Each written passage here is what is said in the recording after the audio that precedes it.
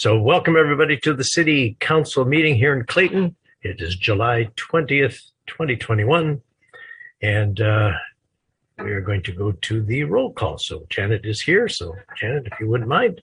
Councilmember Diaz. Present. And we're waiting for Councilmember Tillman, so I'll skip over her for now. Councilmember Juan. Here. Vice Mayor Cloven. I'm here. Mayor Wolf. I'm here. Thank Okay, you. and maybe Holly can pop in during the protocol video. So we'll go to that.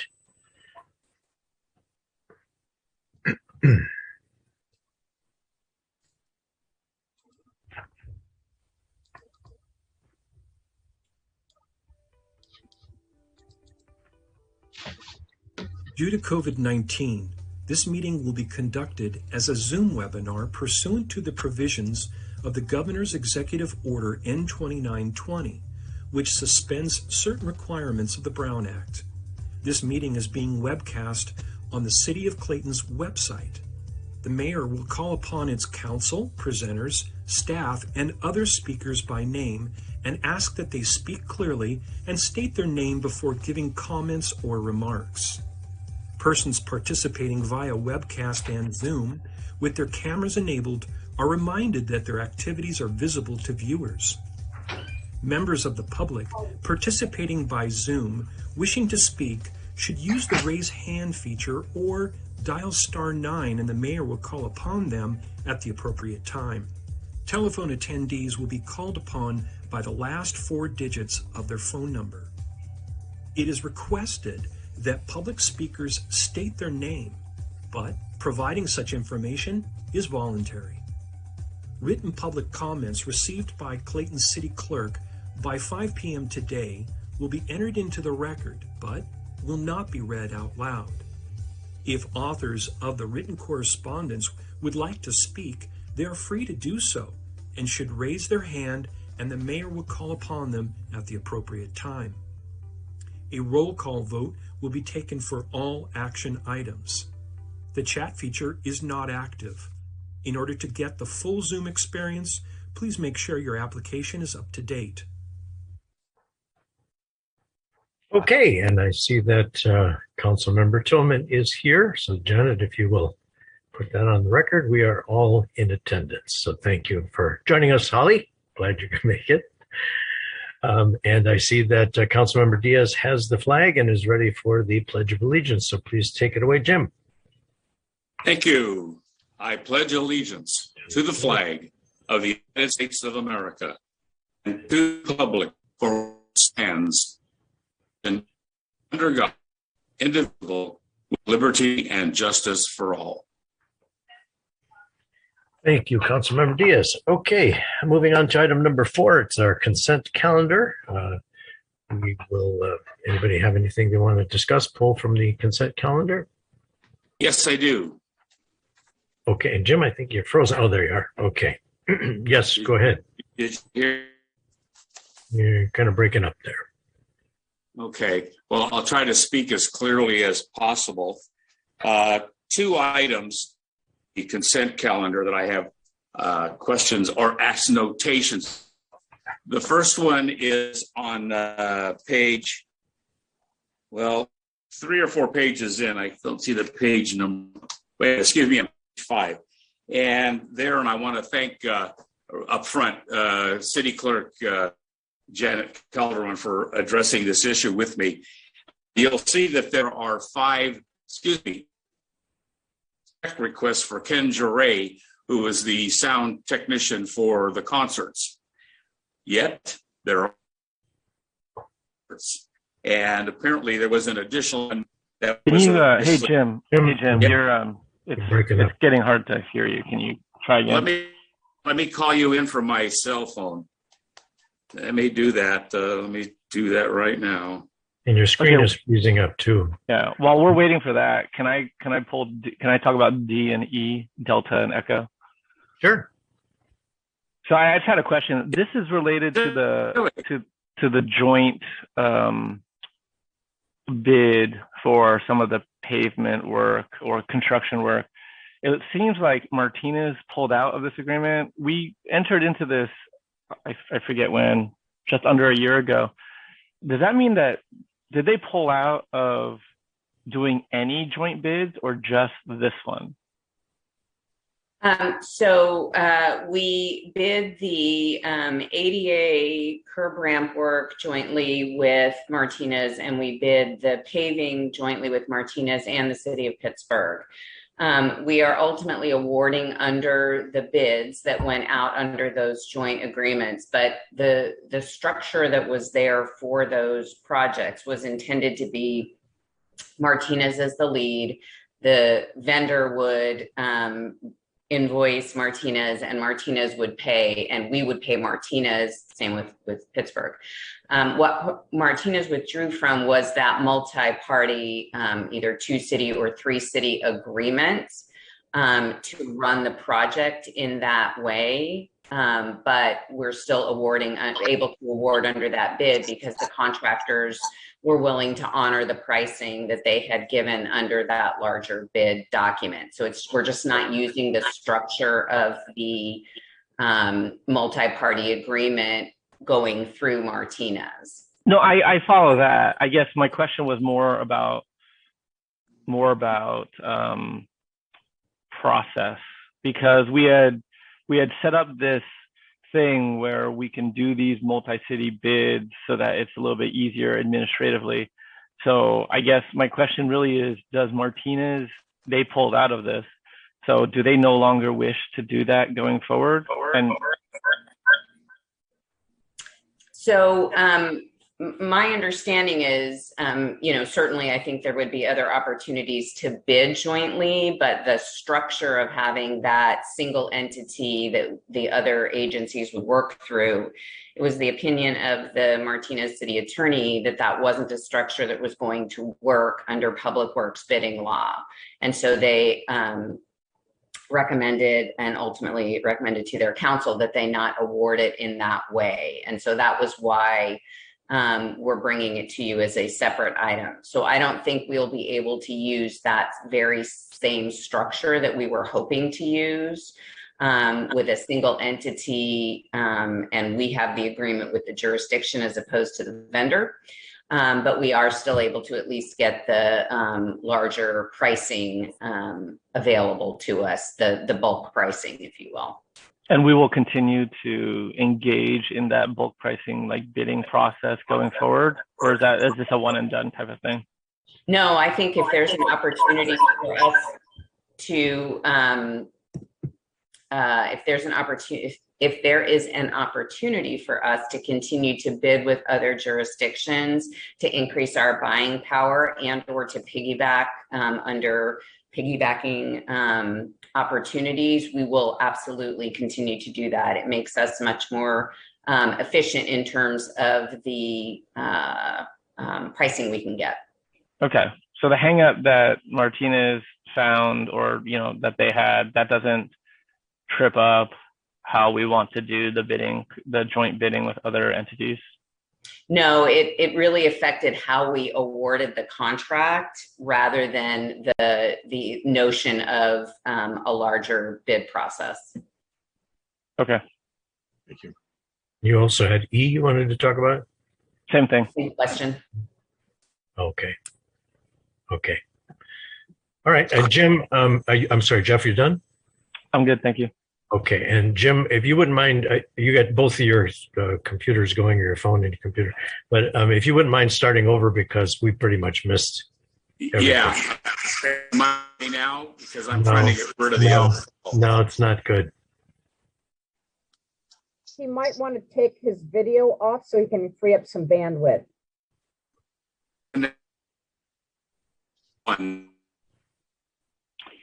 So who wants to go to Hoyer? Okay. Am I better? Got some echo going, probably because you have two things going at once, but I'm turning one of them off. How's it? No. Are we good? That you're bouncing around a bit, but let's see how you sound. Okay, page 5, item, the very one at the top, Kendra Ray. He's got 6 entries there, and there are only 5 concerts. Janet and I worked it out, so that was in error, and we need to eliminate them. And there were 2 entries for number 11. Do you get me? Not really. Hello. We didn't really hear you. Do you get it, Rena Okay, or can I- Janet? Yes, Can I call in understood. because I got.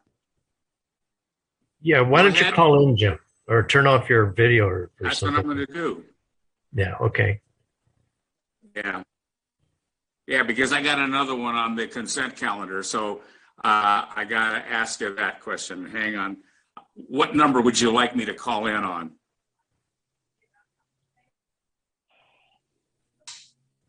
Janet?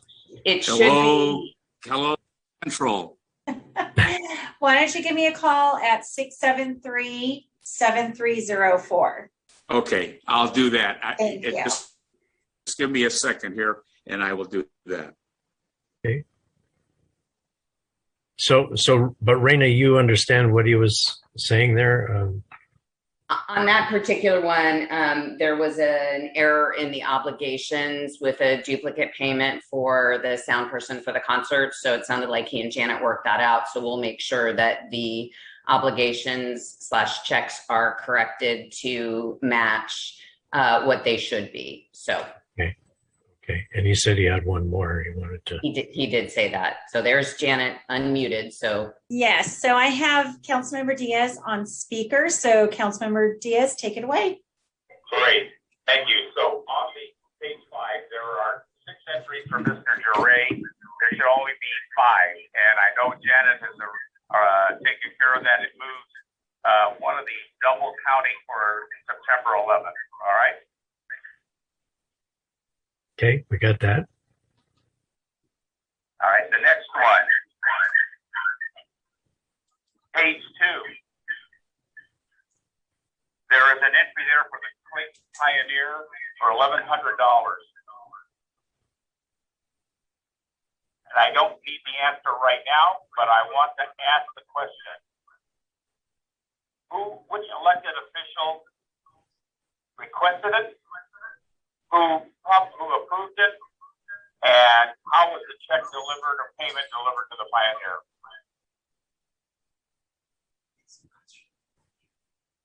Get the question? No, and you said you don't need an answer now, unless I don't somebody. need the answer now. I would like the city manager to look into it. So the question repeated is, what elected official requested it? Who approved it? And how did we pay the Pioneer? Okay. Did you get that, Rena? I did. Thank you. Okay. All right, good. Anything else on the consent calendar from the council? No, and we'll ask the public, go to public comment, open public comment, and if anybody has anything in the public on the consent calendar. Mayor Wolf, I do have one hand raised. Gary, as I promote you to panelist, if you can please unmute your microphone, you'll have up to 3 minutes to speak.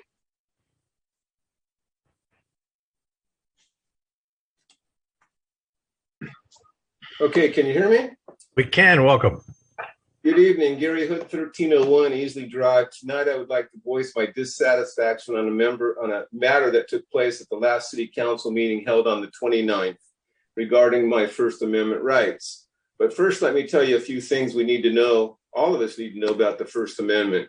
Did you know there's no legal age you have to reach to exercise your First Amendment right? Did you know there's no citizenship requirement for the First Amendment's protection? Did you know the First Amendment is neither left-wing or right-wing and can be used to push for social and political change or to oppose change? The First Amendment is for everyone.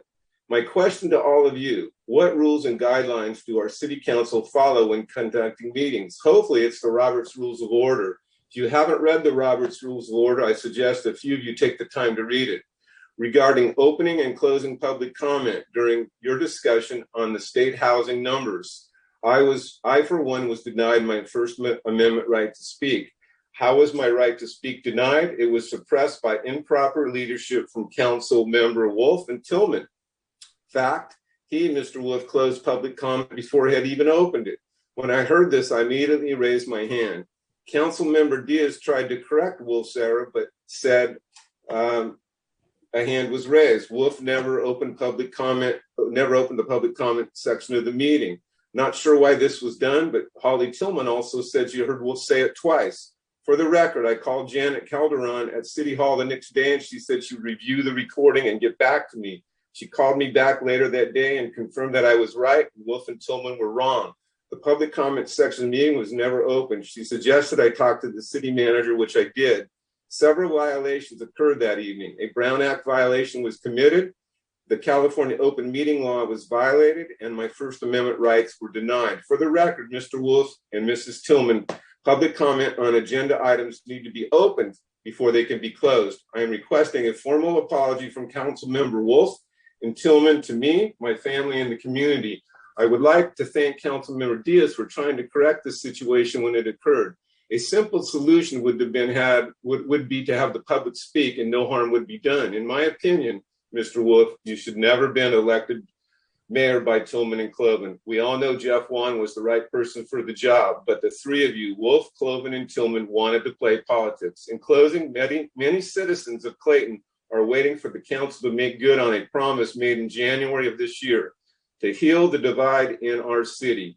When will you, Mr. Wolf, Mr. Cloven, and Mrs. Tillman be starting this process? It's July and we're still waiting. Thank you. Okay, thank you for your comment. And we will do better. In fact, do we have anybody else who wants to talk on the consent calendar? Mayor Wolf, I do not have any. Oh, I have one hand that just went up. Scott, as I promote you to panelist, if you can please unmute your microphone, you will have 3 minutes to speak.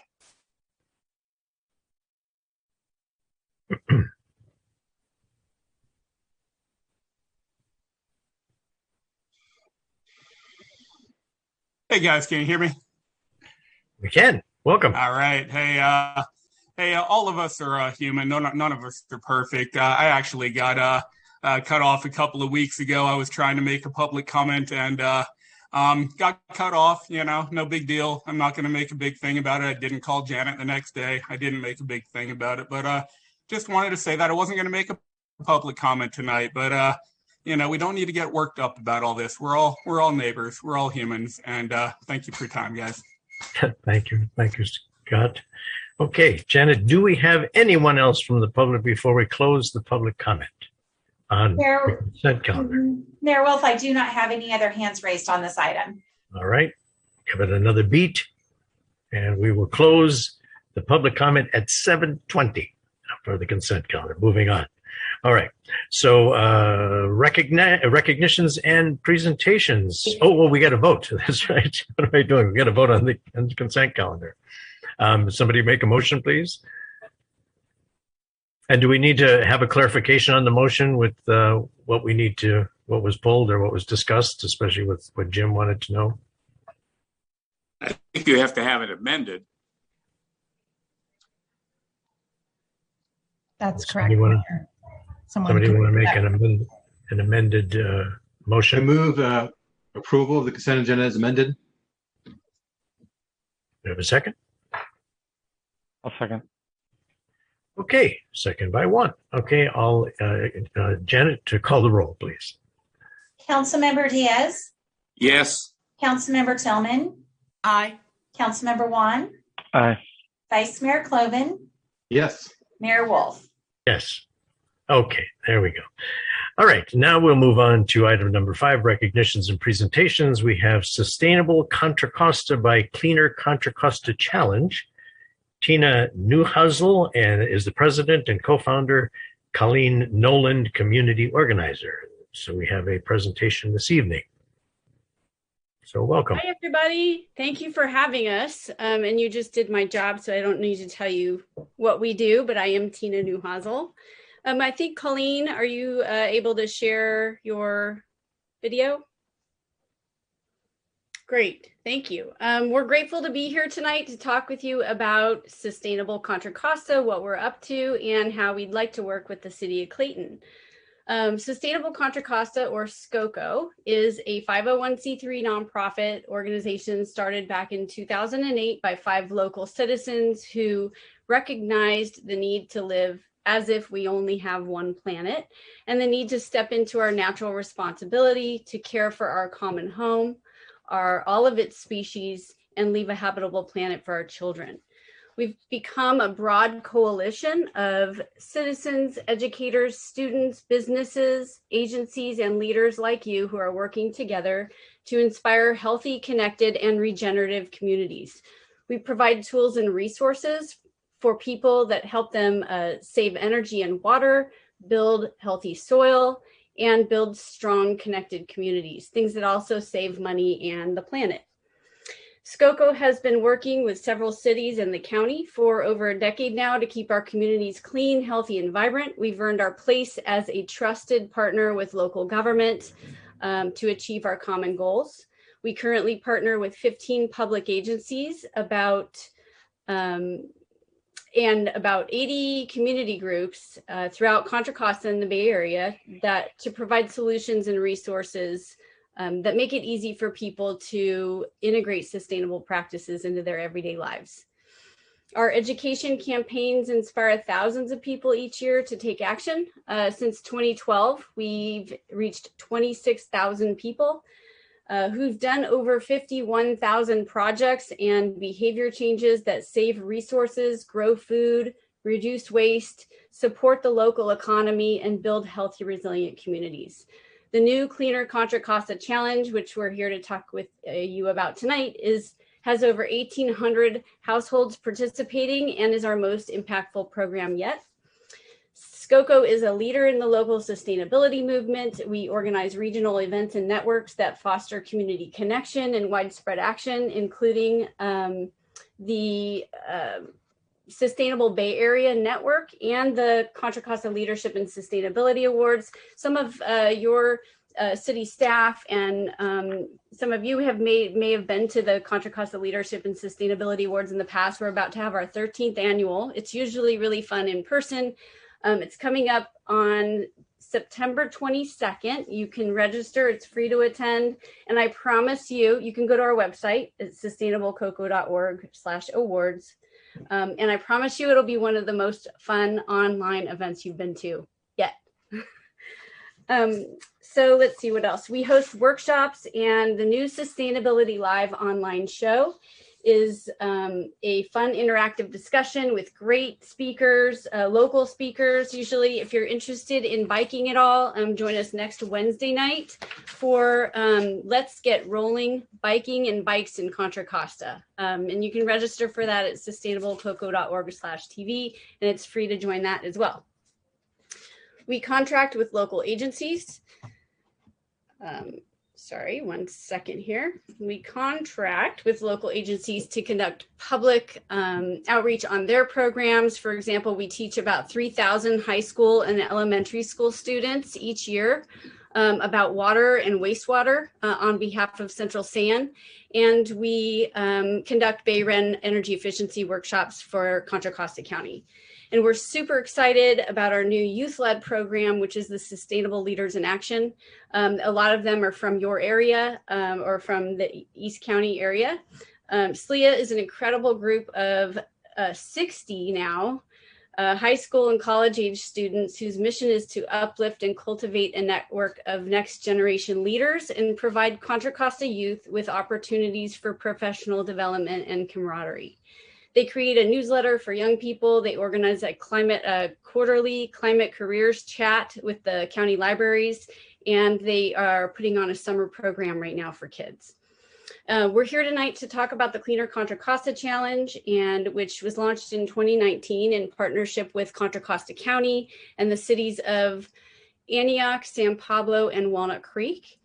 It's a community education and engagement program with an online portal that allows residents to measure their current household footprint and find over 80 different actions to save resources and money and track their progress. The Air District funded the 2-year pilot for this program, and that funding ended in April. And so now we're inviting Clayton to join the 9 other agencies who currently participate in the program, including the 4 founding cities, the county, and now Moraga, Martinez, Pittsburgh, and Contra Costa Water District. We've been partnering with many of those cities for about 10 or 12 years now. We use the challenge to connect residents and local employees with accessible and low-cost actions to improve their homes and advance community goals for health, economic vitality, energy independence, and quality of life. Now I'll hand it over to Colleen. Hi, everyone. Thank you so much for welcoming us tonight. I'm excited to share the Cleaner Contra Costa Challenge, a collaborative community engagement program.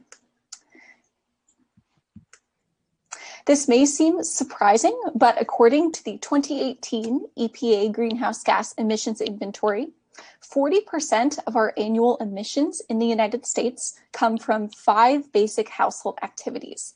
And these are activities that we do every day: transportation, electricity, heating or cooling, food, and waste.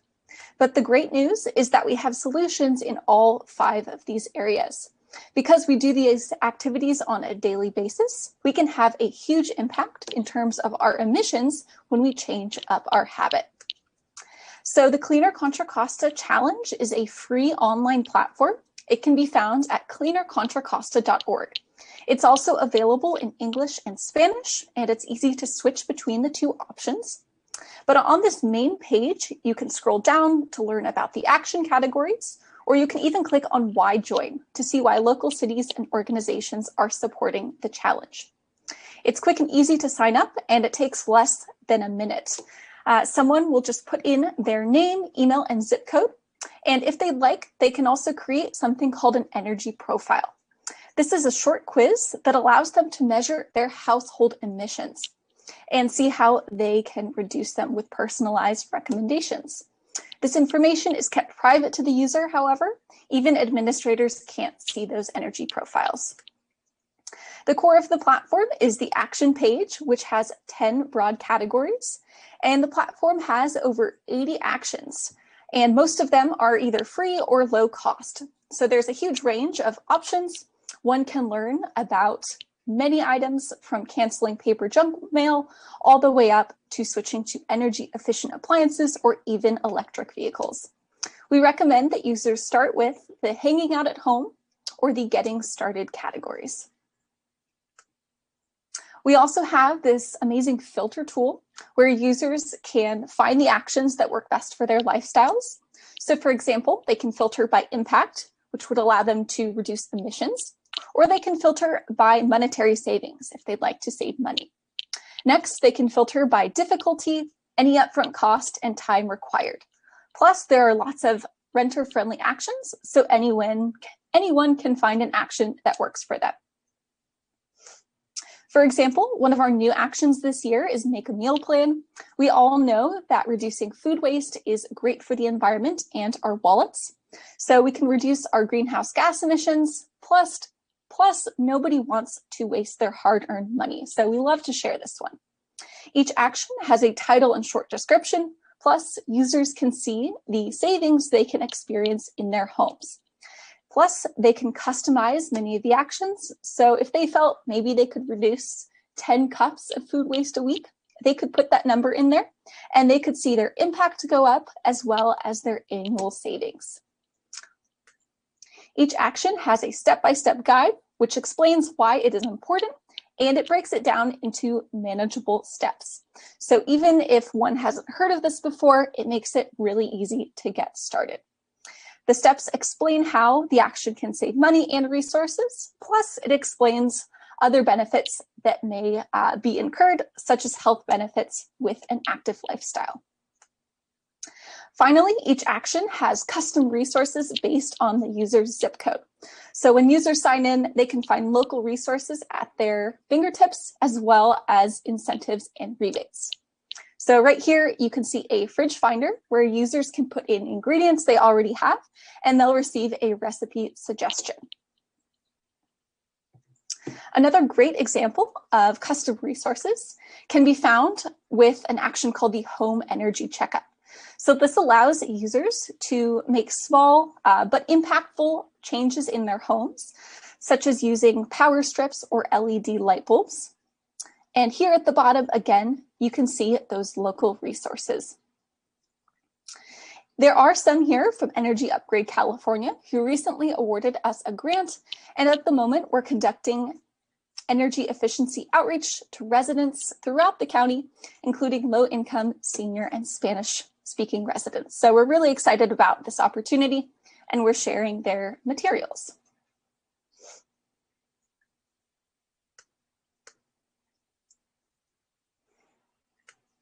We also know that working together keeps us accountable, it keeps us going. So one of my favorite parts of the challenge is the team page. The team allows us to work with others and see our collective progress. It's very easy to start a team. It takes less than a minute to put in a name and description, and then leaders get a custom invitation link to invite their friends. We suggest that teams meet up once a month so members can catch up with each other, reflect on their progress, and set new goals. So even completing one action a month is a great way to start, and members can post on their page to encourage others. As I mentioned earlier, in a team, you can see collective progress. For example, I'm part of this team you see on the screen, and we only have 6 households. However, we've already reduced 7 tons of carbon dioxide together, and teams allow us to participate in a friendly competition. We have leaderboards that users can look at, plus users can earn prizes that we have available. So the challenge has something for everyone, whether users are on a budget or they'd like something to do with their family. We have actions that will work for them. The purpose of the challenge is to give folks accessible, easy actions they can take right now.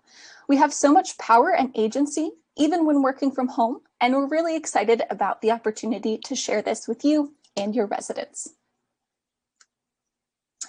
So, as we go through our daily lives, it's easy to get overwhelmed by news that we're hearing, especially relating to the environment.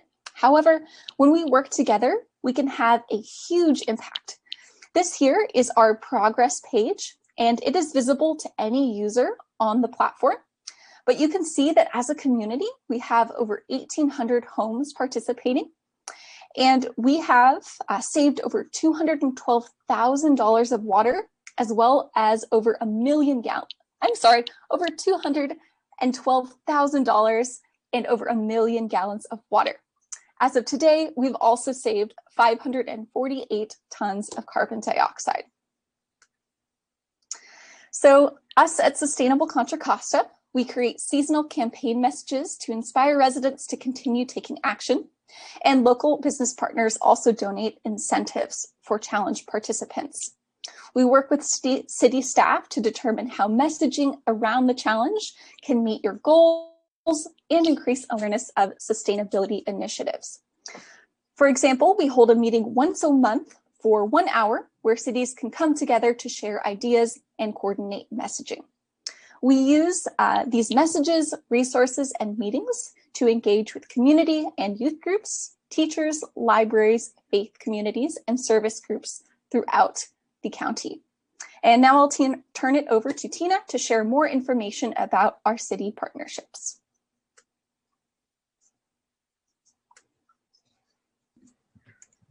Thanks, Colleen. Okay, so there is a fee for participating, and drum roll, it's a really great value. The fee for cities and municipalities to participate in the program ranges from $1,500 to $3,000. I'm sure Clayton is in the population range where it's at the lowest end of the 30,000 population. You're around that, right? Somewhere around that. That's a $1,500 range. The best part about what we have, we're a little under 12,000. Is it really? Oh, I don't know. Sorry, I really did do my research. Okay, great. You're definitely at the $1,500 range then, like Moraga.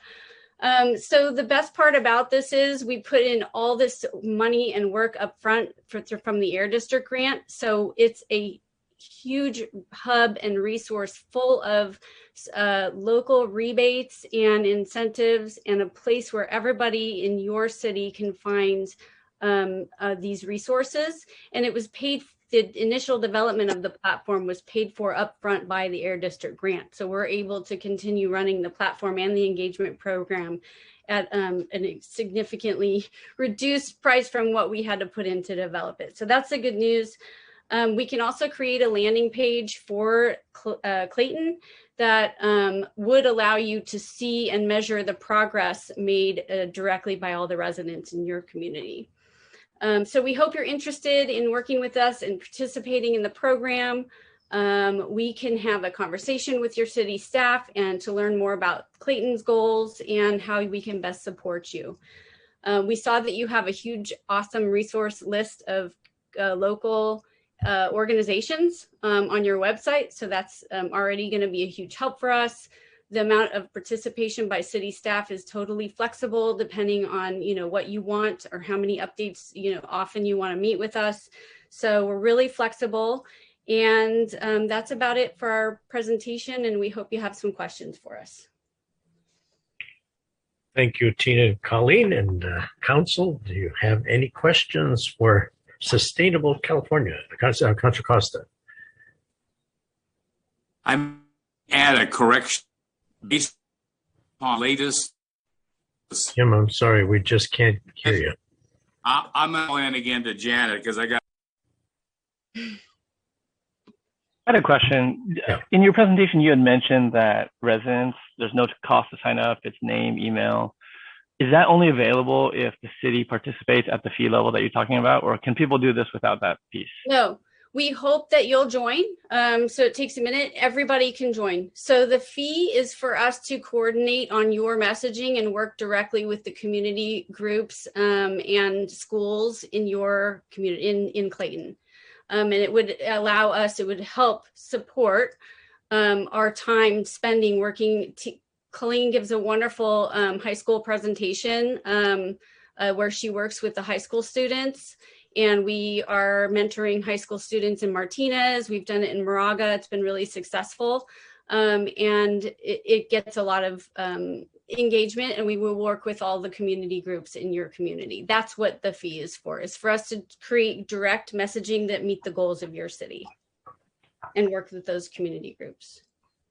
It would seem that this would be an awesome part of a larger environmental action plan that the city might want to take on, and that's something that we'll talk about in the future.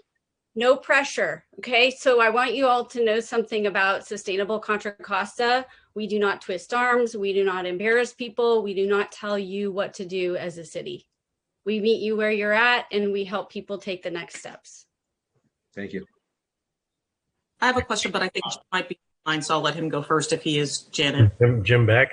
Yes, Mayor Wolf, I have Councilmember Diaz on speaker, so go ahead, Jim. Yeah, thank you. All I wanted to do was make a comment. According to the latest census, Clayton has 12,265 residents. Thank you. 265 over the weekend. All right. But that still keeps us in the $1,500 range, right? Okay, good. So I don't want to be over. And Holly, you had a question? I did. You said that you help with the messaging for the local schools. Do you partner with the school districts? We haven't done that yet. We do because we give, we work with the STEM coordinator for Contra Costa County School. What is the agency? The Department of Education for Contra Costa County. So we do work with the science teachers across the county, but we're focused on specific cities that are partnering with us. So we work directly with cities where we have a contacts. Like we would love to go into the work with the Ugly Eagles, and my kids play lacrosse over there. And so we work with the local cities that are participating, and not necessarily, but we would like to work with the district. Okay, so you don't have a partnership with the school districts then, currently, just the county? Partnership with, well, not a partnership, no. The schools don't pay us. Okay. But we do have agreements and not contracts, but we have to sign things with Mount Diablo School District because we teach in their schools. It's all different depending on which school district. Okay, the reason why I was asking the question was you mentioned that you would help coordinate the messaging for the schools. So I was curious what additional work you would be providing to us that you weren't giving to the schools already. Yeah, we don't necessarily coordinate messages with the schools that may have been misstated. What we do is we teach and we work with, for example, we're working with Alhambra High School in the fall and providing internships for their students and working with them. Colleen teaches in the high schools in their science classes, and they use the online platform in Moraga. How many students did you work with this last year, Colleen, in Moraga? It was about 125. So at Camp Lindo High School, all of their freshman students participated in the challenge through their class. We have some curriculum that aligns with the next generation science standards. And so that was a fantastic example of engaging with a partner city's students. Thanks. Anyone else have any questions, comments? Well, thank you, ladies, for helping us out today. Sustainable Contra Costa. And thank you for having us. We thank you very, very much. Thank you. All right. We will move on now to our item number 6, which is our reports, city manager and staff first. Good evening, Mayor and members of the council. I do not have anything in particular except to say that the mountains are lovely when they're not on fire, and I will leave it to the rest of you for your reports. You didn't have any fire when you were up in the area, right? Was anything close to you? We drove back through some, the very bad fire that's around Markleyville right now. So it's scary out there. We just all need to be careful. Glad you made it back safe and sound. Okay. So that's the staff report. All right, we'll go on to city council reports. Wants to start today. Jim, can we hear you? Well, I'm trying. I signed off and came back on. Is that working any better? Yes, that's good. Success, technology. All yours. Okay, a number of things, and I apologize in advance for taking longer than I normally do, but I have a laundry list of some items. But first of all, I've had several meetings with the leadership. Well, first of all, constituents and other members of the community, but more importantly, I've met a couple of times with the leadership and ownership of the Oakhurst Country Club.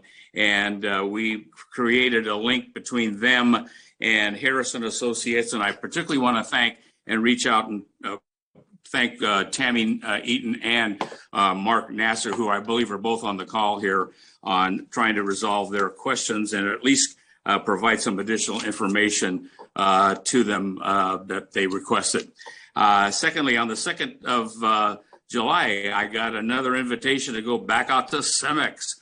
And this time I got to see them how they moved the rock from the mountain down to the vehicles, which was very interesting. Wear a helmet and duck.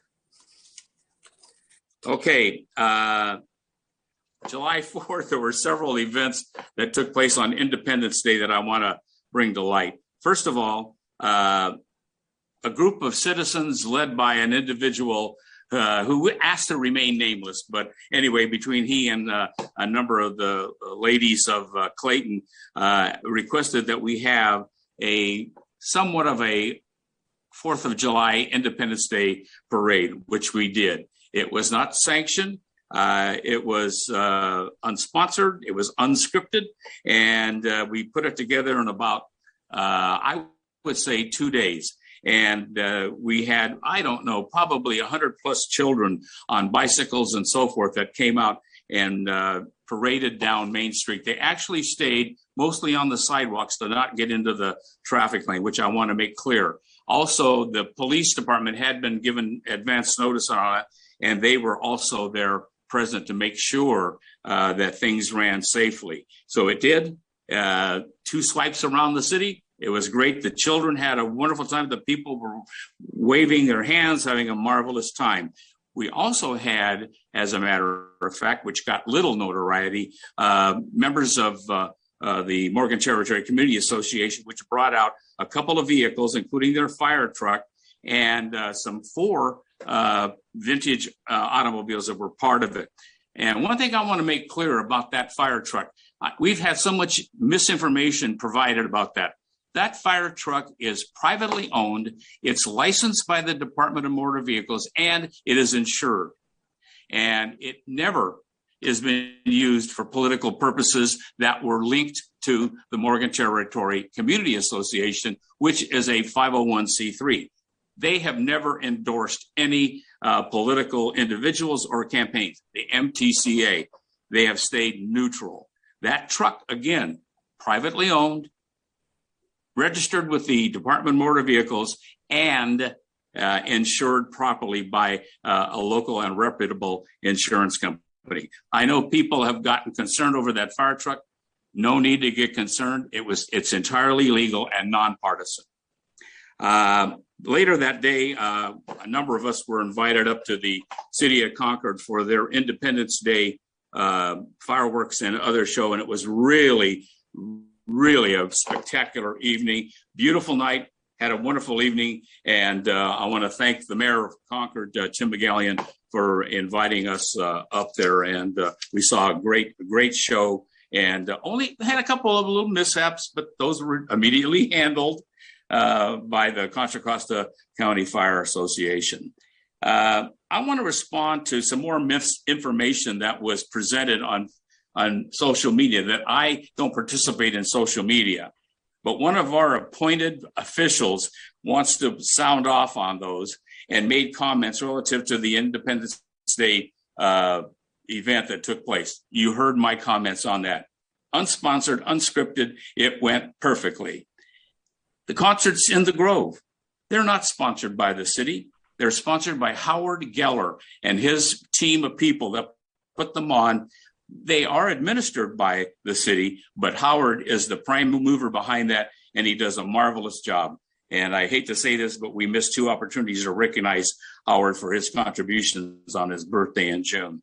Finally, on that matter as well, the classic car shows. I'm the one that produces. I'm the one that raises the money. The Clayton Club doesn't produce those. The Clayton Club is a late-term sponsor. And you know what they gave? They gave a little weight chips at the last concert or classic show, which will also happen again tomorrow night. That, by the way, we had our first one on July 7th. Over 30 vehicles. I'm telling you, there's been pent-up demand for these things.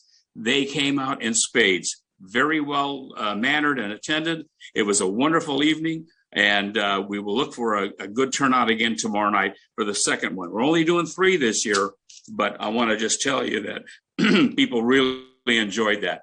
Back now to the concert. We had the first concert last Saturday night. Again, a stellar operation. Howard put together such a great show. He had his team that put it on.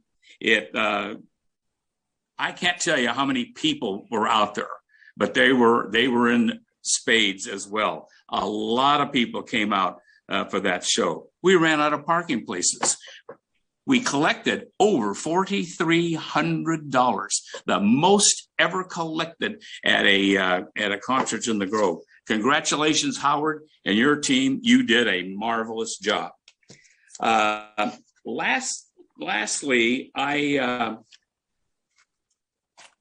almost hate to bring this up, but we've had a number of issues related to the relationship between the City of Clayton and the Clayton Business and Community Association, which there's been letters floating around. We've all got them at City Hall, staff, and council. I'm not sure how many got out there into the public, but the one thing that came clear in there is that, yes, the CBCA does contribute to the city for the good of the Clayton community. And I can't underscore that. There are members of that organization that thought the opposite. We were trying to undermine them. That's not the case at all.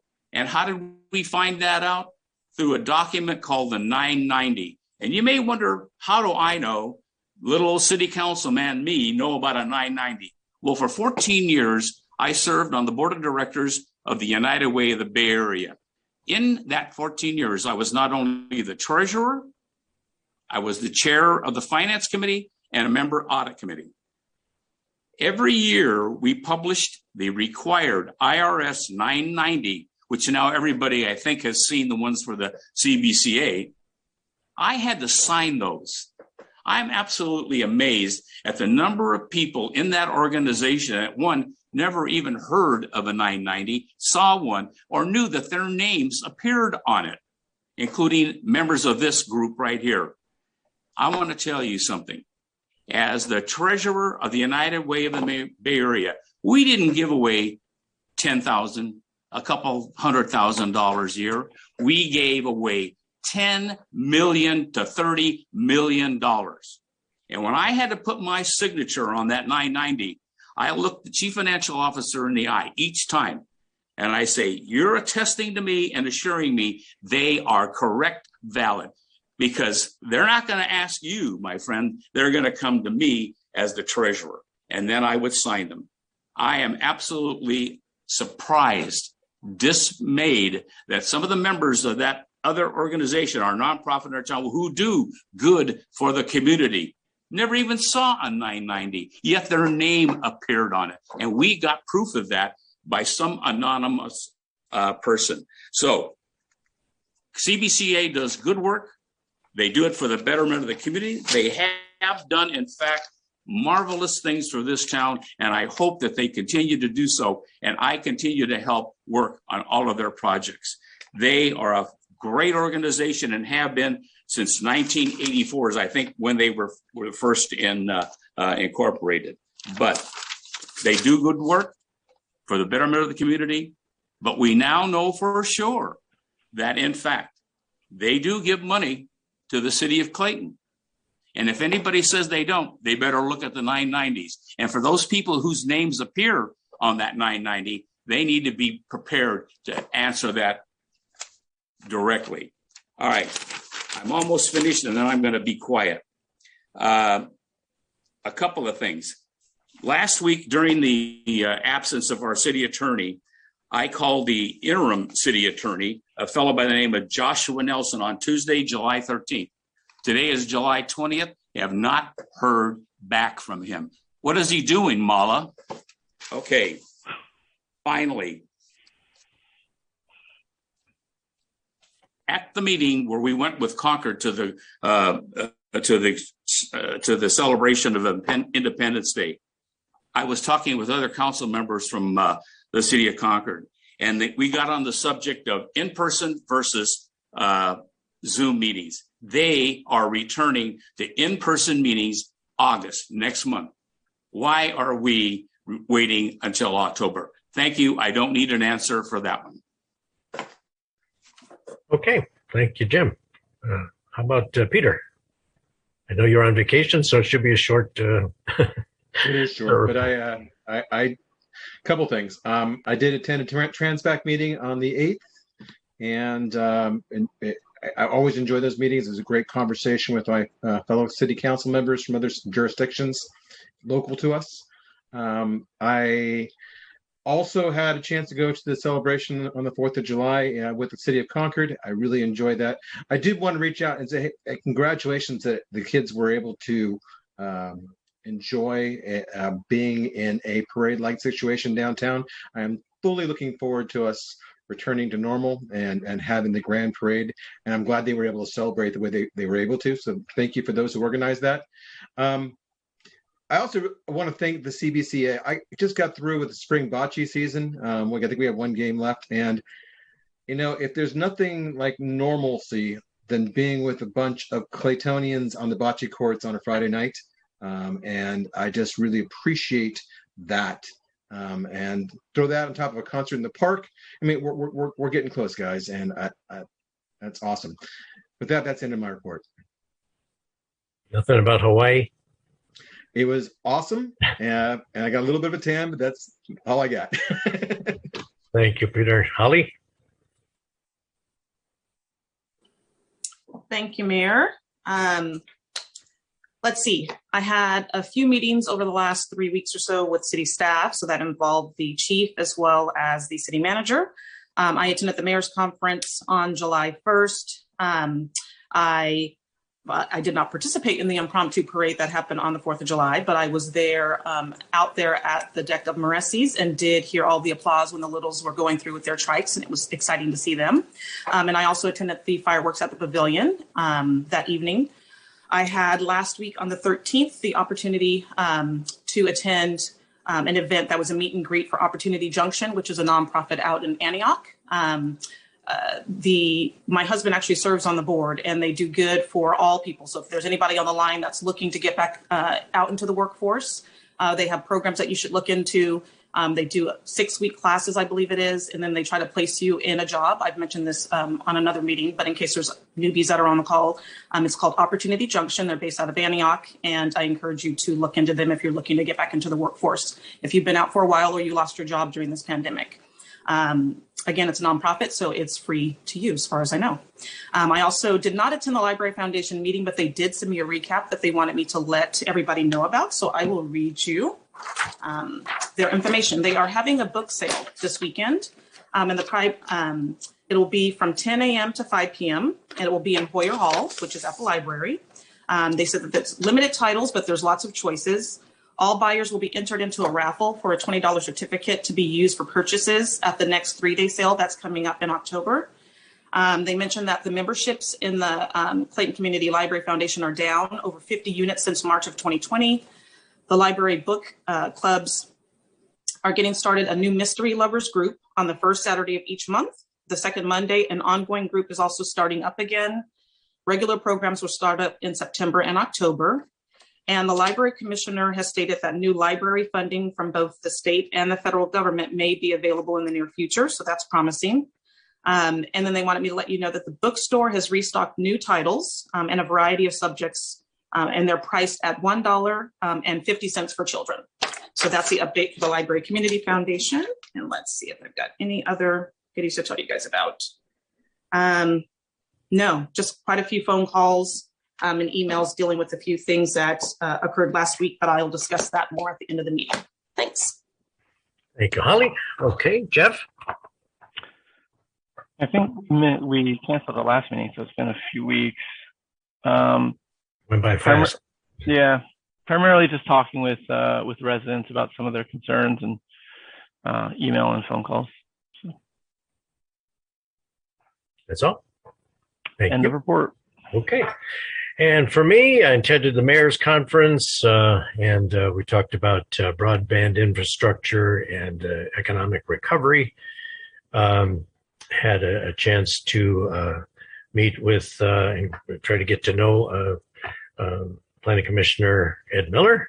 I had several meetings with Raina, even though she was trying to go on vacation, but we were able to speak a few times. I got a chance to take off my mayor's hat and put my old creative hat back on and get a chance to meet with the CBCA board and looked at some PR possibilities and things like that. So that was kind of fun to do.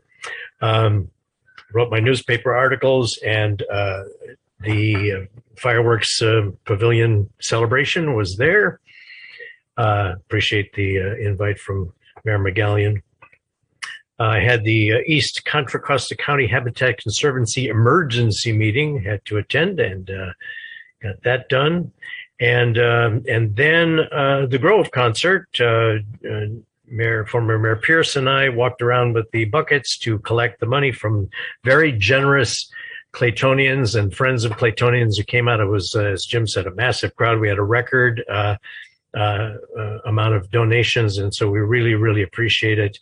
It was a great night. So look forward to the next one, which comes up on the 31st of July with Aja Vu, which is a Steely Dan in Chicago tribute band. So anyway, that is my report, and we will move on now.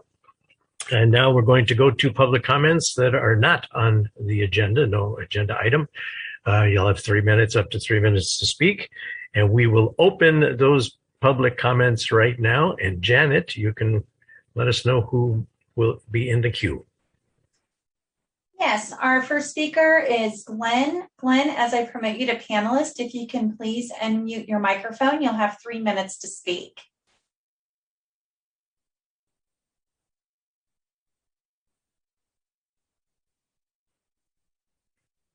Just waiting Sorry, for him took me a while to find the mic.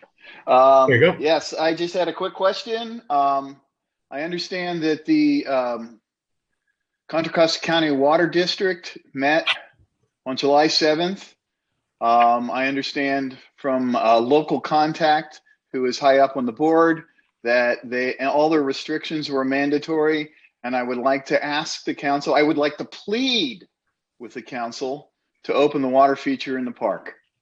There is no reason that children need to suffer another year. And that's my comment. And I think you should take it up in your next agenda or whatever, or maybe you can just apply pressure. But I think the children do not need to suffer anymore. You know, and it's, as far as I'm concerned, it's virtual signaling, but I've had that discussion with the city manager. It's just not right. We've had at least a year, maybe even longer than that thing has been shut off, and it's time to open it back up. So thank you very much, and that's my comment. Thank you, Glenn. Janet, do we have anyone else? Our next speaker is Frank. Frank, as I promote you to panelist, if you can please unmute your microphone, you'll have 3 minutes to speak. Frank Video, 104 Gold Rush Court. Good evening. Let me get my comments up. I have been notified that several CBCA members and city government officials were mailed documents anonymously. There are those who believe I had something to do with it, since some of the documents corroborate my statement about CBCA giving money to the city. I do not approve of this type of tactic, nor did I have anything to do with it. Anonymity is not my style. As I've demonstrated over and over, I have no problem speaking publicly with documents in hand, such as when I spoke in 2018 about campaign finances for all city council members, or when I showed the campaign contributions of a sitting council member last year, and most recently when I proved my statement about CBCA giving money to the city with the Forms 990 in hand. I don't need to hide behind anonymity. I don't approve of the tactic, but I had nothing to do with it. And on this subject, at the last meeting, I pointed out that in 2019, when you were on the board, Councilmember Tillman, that CBCA had given money to the city. I also pointed out that the Form 990 attested that all board members were given the form to review. Your exact words when I first brought this matter up in May were, I was on the board and we don't give money to the city. So did you review the 990 as was your fiduciary duty as a board member? Did you misspeak or did you lie? Your name is clearly listed on the Form 990. I think the citizens of Clayton should be concerned that if you didn't do your homework with a $200,000 to $300,000 budget for CBCA, how can we trust you with the city's multi-million-dollar budget? You were on the finance committee.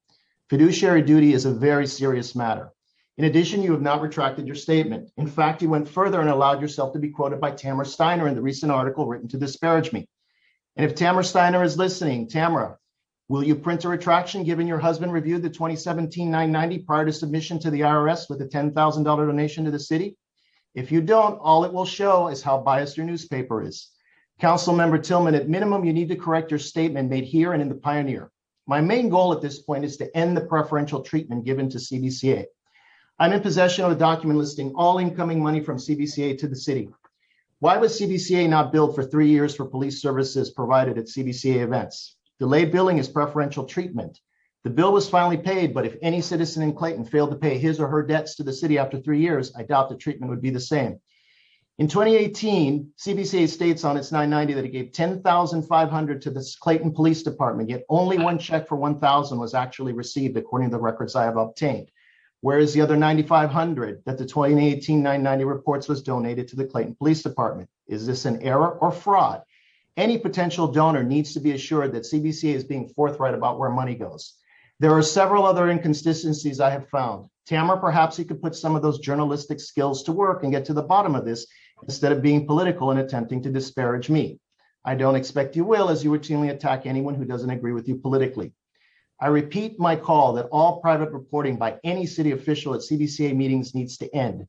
CBCA members can attend city council meetings like all other citizens of Clayton.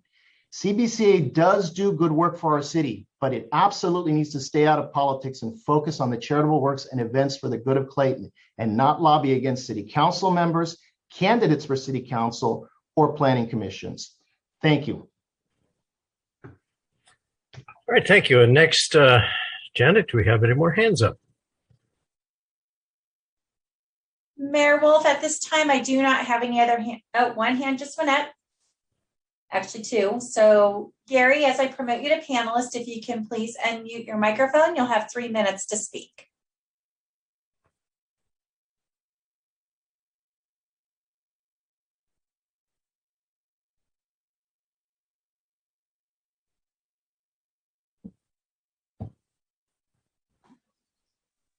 Can you hear me okay? Welcome back. We can hear you. Okay, I just had a quick comment. This was actually the comment that I was going to make, that I was denied the opportunity to do so last time when you were talking about the housing numbers that were being thrown at you from the state of California. I'm hoping, I heard Jeff talk about, the appeal. I think the appeal, hopefully it's in process, that you all have a chance to review it. If there's a cover letter on that appeal, one of the things I feel strongly on is we keep having these numbers thrown at us with these just unworkable housing numbers.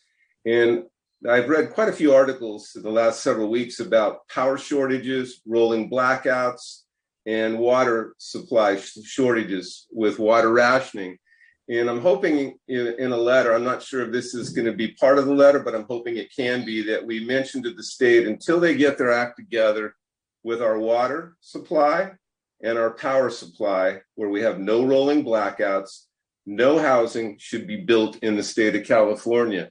It just doesn't make any sense to me that we keep building. We have no power, we have no water there, and they want us to continue to build. The last comment I'm going to give, which I wasn't really prepared for until I heard the comment during the consent calendar, somebody by the name of Scott had called in. I just want the council to know, and Scott to know, that your First Amendment right is a very important right. It might be your most important right, but being cut off due to technical issues is totally different than being denied the right to speak when you have a right to speak under public comment. So with that said, that's all I have for tonight. Thank you for your time. Thank you, Gary. Okay. Janet, I think you said there was another person. Just one follow-up to that. So the letter of appeal has already been sent because the deadline had passed, as far as I know. So the language around the letter was fixed at a point in time, I think 2 weeks ago. Just an addendum to that comment. July 9th. Thank you. All right, Janet. Our next speaker is Scott. Scott, as you're promoted to panelist, if you can please unmute your microphone. It's like deja vu all of a sudden. Hey guys, good timing. Thank you, Gary, for the timing there. I wasn't trying to jump in, but yeah, you're right. The First Amendment stuff is very, very important, and I equally felt disenfranchised when I was cut off a couple of weeks ago. But I respect it as human error. It's not something where I'm trying to impugn certain members of the city council and not other members of the city council. I attribute it just nothing to that. But just wanted to start with that. Now, honestly, I wasn't going to talk tonight. I'm watching Game 6 of the NBA Finals right now, and felt a bit compelled to hit pause and to respond to something I heard earlier. Jim, you said something about the fire truck not being political. Remember on Halloween when people just right before the election were passing out candy to children in the Grove, and you and Frank and others showed up in a fire truck to make a big political stunt of what was going on that day? You remember that, Jim? It's disappointing. So don't talk to me and don't talk to members about this in this community about the fire truck not being political. It is inaccurate, Jim, and you know this. And I hope to think that you're better than that. Also, you remember I saw you, I hope, on Concerts at the Grove. I walked up to you with my dog, Jackson. My wife, Terry, was right behind me. I went up to you to shake your hand, and I said, hey, my brother, isn't it great to have Concerts of the Grove back? Isn't it wonderful to have everybody out here, to have a fully packed house? And remember what you did? You turned away from me and you pretended you didn't see me, not once, but twice. And you tried to walk away, but I said, no. I said, Jim, I want to shake your hand. Even though we disagree on some things, we are all neighbors. We are all members of this community. And you tried to walk away. And that disappointed me, my man, just as a neighbor. So I just wanted to say that. I know I got a few other things to say about Frank, but we're going to let that wait because I only have a minute left. But just very much disappointed me, and I wanted you to hear that. So thank you guys for your time. I really appreciate it. Thank you, Scott, who's winning the game. Well, I'm a little bit behind, so don't say anything. But I think Phoenix is up 5 late in the third. Okay, thanks. Sorry, go ahead, Mr. Jim. Wayne, I want to clarify something. I didn't say the fire truck was not political. I said the members of the Morgan Territory Community Association. People think that that's the owners of that fire truck. They are not. Oh. That is a privately owned, individual-owned fire truck by an individual who has registered it with the Department of Motor Vehicles, who has insured it, and it is not a item for the Morgan Territory Community Association. Jim, review your words tonight, Jim. Jim, review your words. You said the fire truck was not political. Jim, you said the fire truck was not political. Thank you very much. Jim. Thank you, Jim. You said the fire truck was not political, Jim. Okay, guys. Thank you. All right. Thank you. All right. And Janet, do we have anyone else? Our next speaker is Ed. Ed, as you're promoted to panelist, please unmute your microphone. You'll have 3 minutes to speak.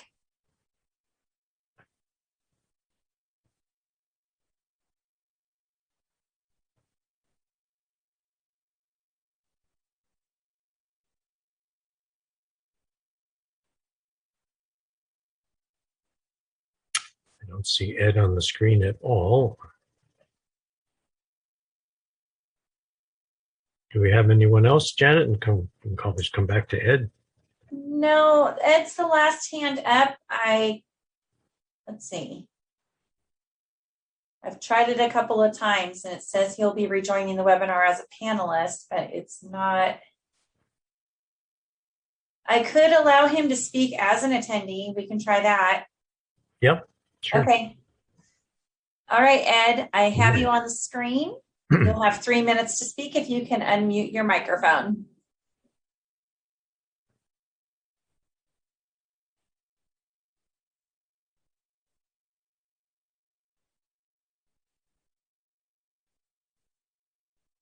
Ed, you're still muted.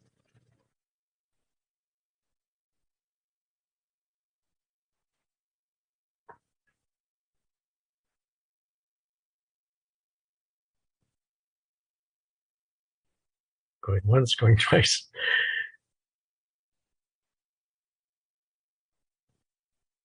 I don't think we're going to get Ed on board here.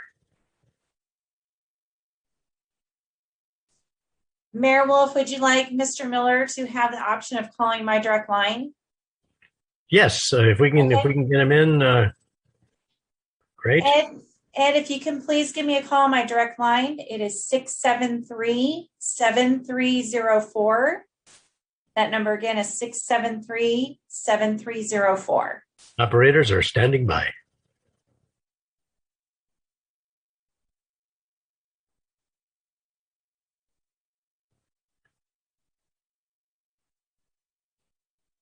Since he's our last public comment tonight.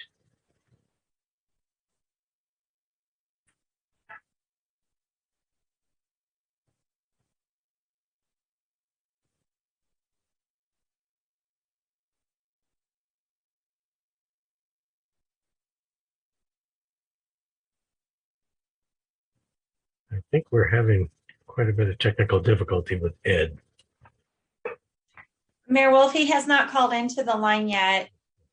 So Ed, if you don't mind, I think we'll close the public comment provided there's no one else in the queue, right? That is correct, Mayor Wolf. I do not have any other hands raised on this item. Okay, so it's 8:16. We'll close the public comment. And if Ed calls back in, maybe we can get him back in. Okay. So now we're going to move on to item number 8. That's our public hearings. Item A, public hearing on proposed real estate property assessments for Diablo Estates at Clayton Benefit Assessment District, also called bad. Okay. And our city engineer is going to do this, right? I believe that Tammy Eaton from Harrison Associates will do the primary presentation.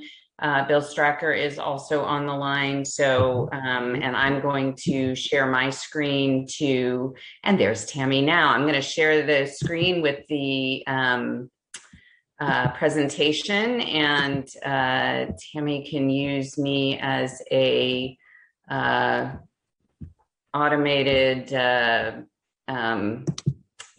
move things ahead. So as soon as I can, hang on, slideshow, here we go. All right, Tammy, take it away. Thank you. Good evening, City Council and Mayor. Thank you for giving me an opportunity to present to you some information for consideration for the public hearing of the Diablo Estates Benefit Assessment District. Go ahead and go to the next slide. So Diablo Estates, the Benefit Assessment District was formed in 2012 at the request of the developer Toll Brothers, and it was formed under two different acts. One is the Landscape and Lighting Act of 1972, and one is the Benefit Assessment Act of 1982. And two acts were needed based on the facilities and items that were going to be maintained for this district. They are both considered benefit assessment districts, so the maintenance of the items are strictly to the benefit of the property owners, and therefore that's why they pay for the assessments of the facilities within the district. The city acts as the property manager and coordinates the services that are provided, and typically has contracts for the maintenance of all the various items. This district was formed with an automatic CPI adjustment built into it. So basically the CPI for the assessment is increased by the rate of the CPI from April to April. The initial assessment in 2012 was $3,027.62 per lot. Go ahead and next slide, please. So I realized that I probably should have revised this slide a little bit better, but the total number of properties within this district are 24 parcels, and those are the parcels that are to the east of Regency Drive and Rialto Road, and below, I believe that's, I can't even see the name, the court above that. And so those properties, there's only 24 lots which make up the entire district. Next slide. So as I said, there's an automatic escalator based on the Consumer Price Index. This year, from April 2020 to April 2021, the Consumer Price Index was 3.8%. However, it is set so that if the Consumer Price Index were to be higher than 4%, the highest increase that could happen on the assessment would be 4%. So there is a cap on the amount that it can be increased. The annual budget for 2021-22 fiscal year is for $93,711, and that equates to an assessment per lot of $3,904.35. There is currently a reserve fund balance, and the reason that this district does maintain a reserve fund balance is because the original structure of the district accounted for life expectancy on many of the improvements, and therefore it is incumbent upon the district to collect reserve in order to have enough money available to meet those life expectancies for major replacement and repairs. Next slide, please. The current budget includes doing common area landscaping within the district, as well as weed abatement, the storm drain system, street lighting, district administration, and then what I referenced before, the district reserve payment, in order to have enough reserves in order to do major repairs and replacement. Next slide, please. The district administration includes monthly site inspections, maintenance oversight, and the contract services management. It also includes city engineer services. Part of the 1972 Act requires certain legal noticing every year for this particular public hearing, as well as mailing costs. And then in order to place those assessments on the property tax bill, Contra Costa County does charge a fee and for levying that assessment and collecting those fees on the property tax bill. Next slide, please. So this is the detailed proposed budget, which gives the various line items of the expenses. And this is really kind of a comparison compared from one year to the next. And so the proposed budget is the far right column showing the it's about 96,000. There's a little bit difference because the budget had to be set up prior to the final numbers, but this was what was adopted by the City Council, and it shows the estimated total revenues of the 96,000 and the beginning fund balance for the year. Next slide, please. So the breakdown for the reserve fund balance and what those allocations are for the major replacement and repairs is, the goal is to have this fund available for tree replacement in the event that a tree is damaged or sick or needs to be replaced. Trees do have a life expectancy. The eventual replacement of the monument. The V-ditch repairs are related to the stormwater system. The Votra Sentry replacement, the stormwater basin replacement, of course, is the largest line item. Specific site replacement, and then reserve funds for contingencies and things which are unexpected. Next slide, please. I think that's the last slide. So if I can answer any questions, or are there any concerns with regard to the presentation? Council, anybody have any questions for Tammy? I have a question. Is it in the materials a reserve study that shows the actual estimate of the improvements over time to support the incrementing fund balance? Basically, at the moment, there has not been a study going backwards, but there was a starting. If you refer to the engineer's report, it will show you what the estimated lifetime as an attachment to the this year's engineer's report. There is a table in there on page 7, which shows the initial facilities that were placed and the service life of those facilities. And so, like there's 48 storm water basin replacements. There's 2,038 linear feet of V-ditch and 33 trees. And so those are, of course, estimates at the time that the district was formed. However, once the district is formed, there's the assessment is pretty much set. Even if the expenses were to exceed the revenues from the assessment, you are still limited to the no more than 4% or CPI for the increase of the assessments on a per lot basis. Well, I understand that part. I mean, as we do the same thing for our HOA, but as an HOA, as part of the HOA law within California, we're required to have a reserve study performed not less frequently than once every 3 years, and that's to reassess the useful life of the remaining useful life of the assets.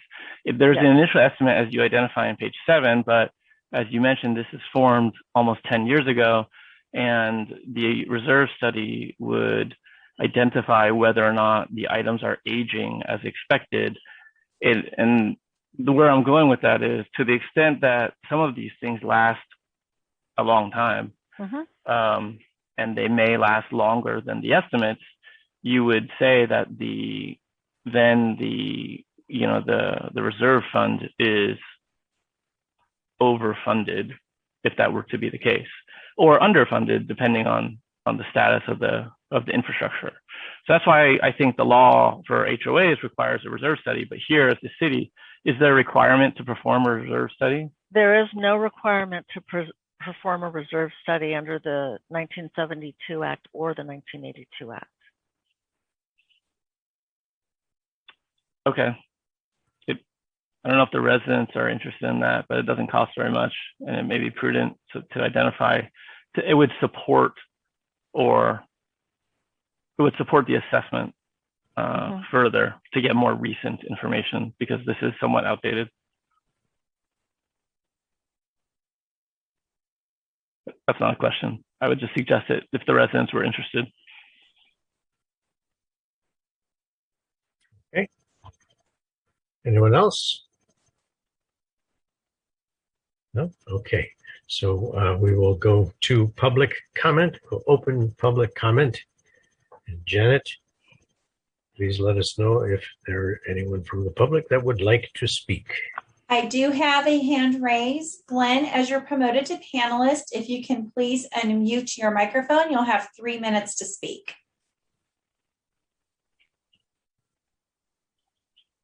Yeah, I just had a general comment.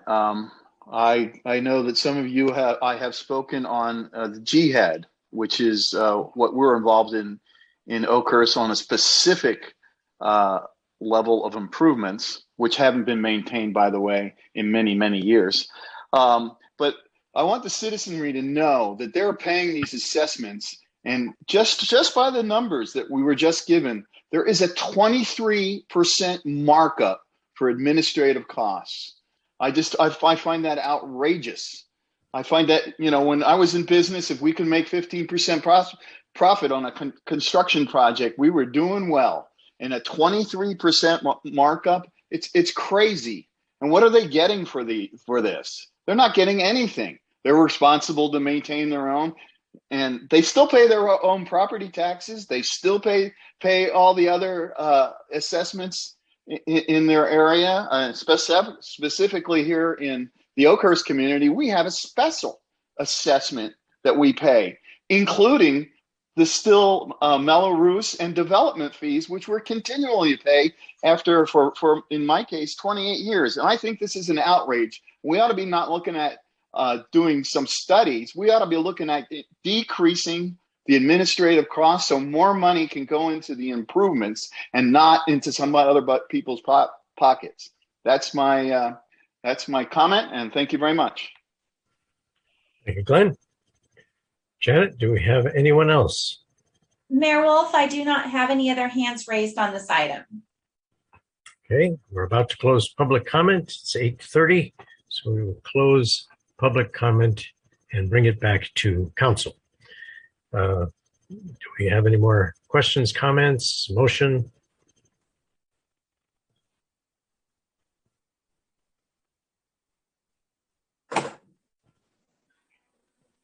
You have a motion for the resolution? Motion to approve the resolution. Do we have a second?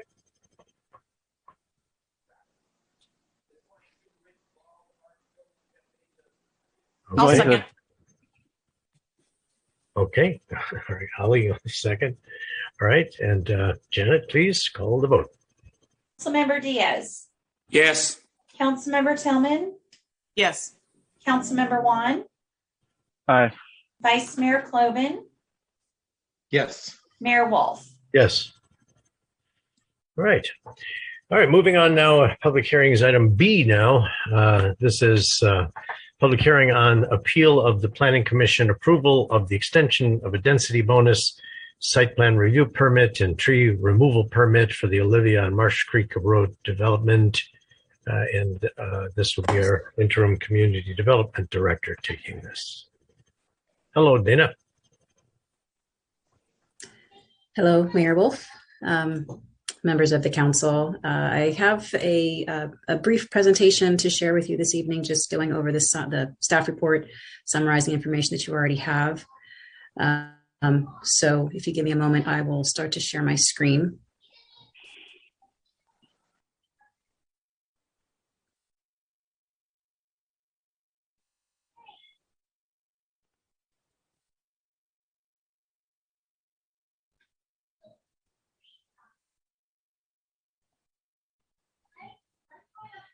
Okay, so the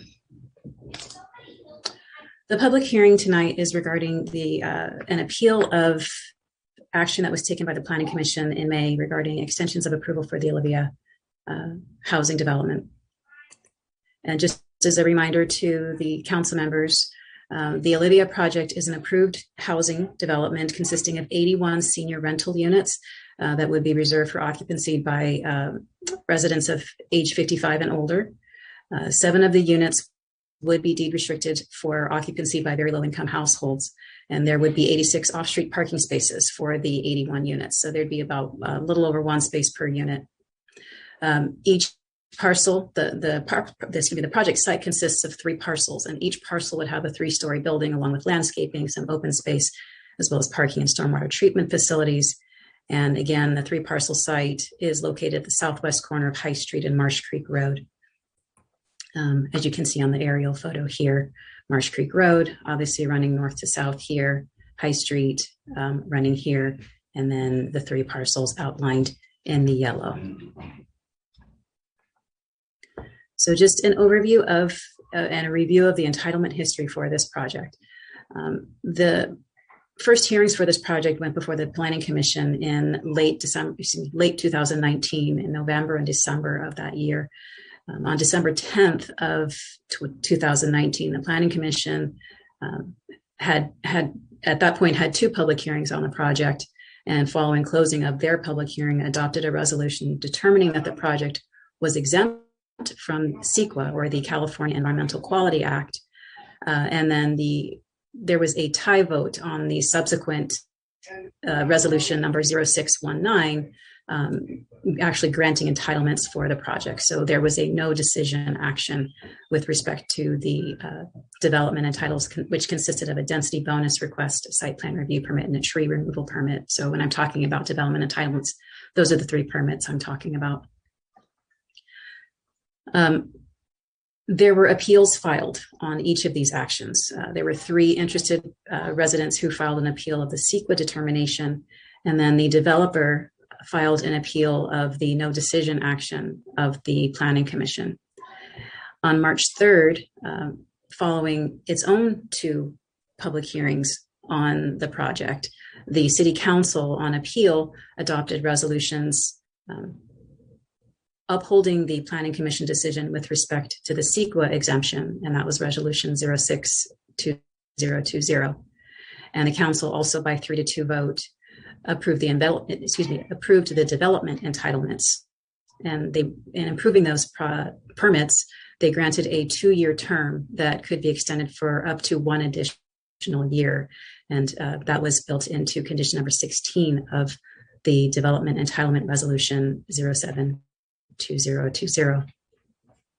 There was litigation that was filed following the City Council action. Ultimately, in October of 2020, the court upheld the city's approval of the project.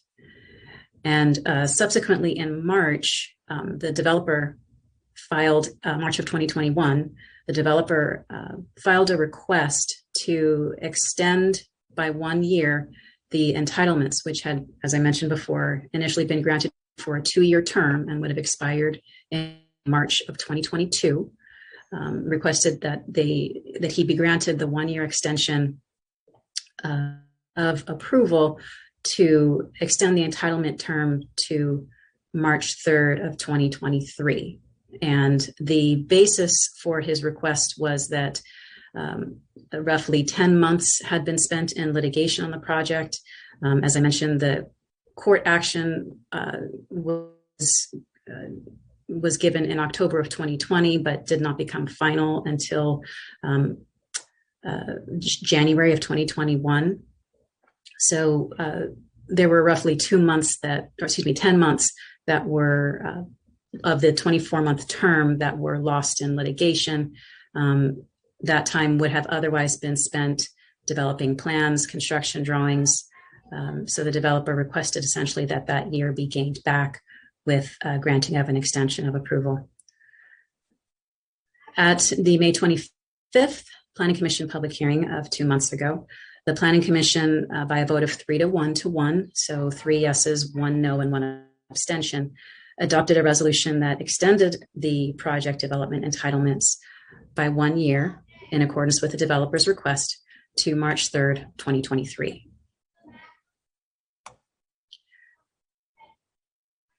The request for the extension is based in Clayton Municipal Code, as well as the conditions of approval of the project. Section number 17.64.030 does allow applicants and permittees to request extensions of approval of development entitlements upon showing of good cause, and such entitlements can be granted for a maximum of 12 more months beyond the initial entitlement. Resolution 072020 also had, as I mentioned before, a specific condition number 16 that granted an initial 2-year term for the approval of the project, and also reflecting the allowance of municipal code allowed for one year extension of approval.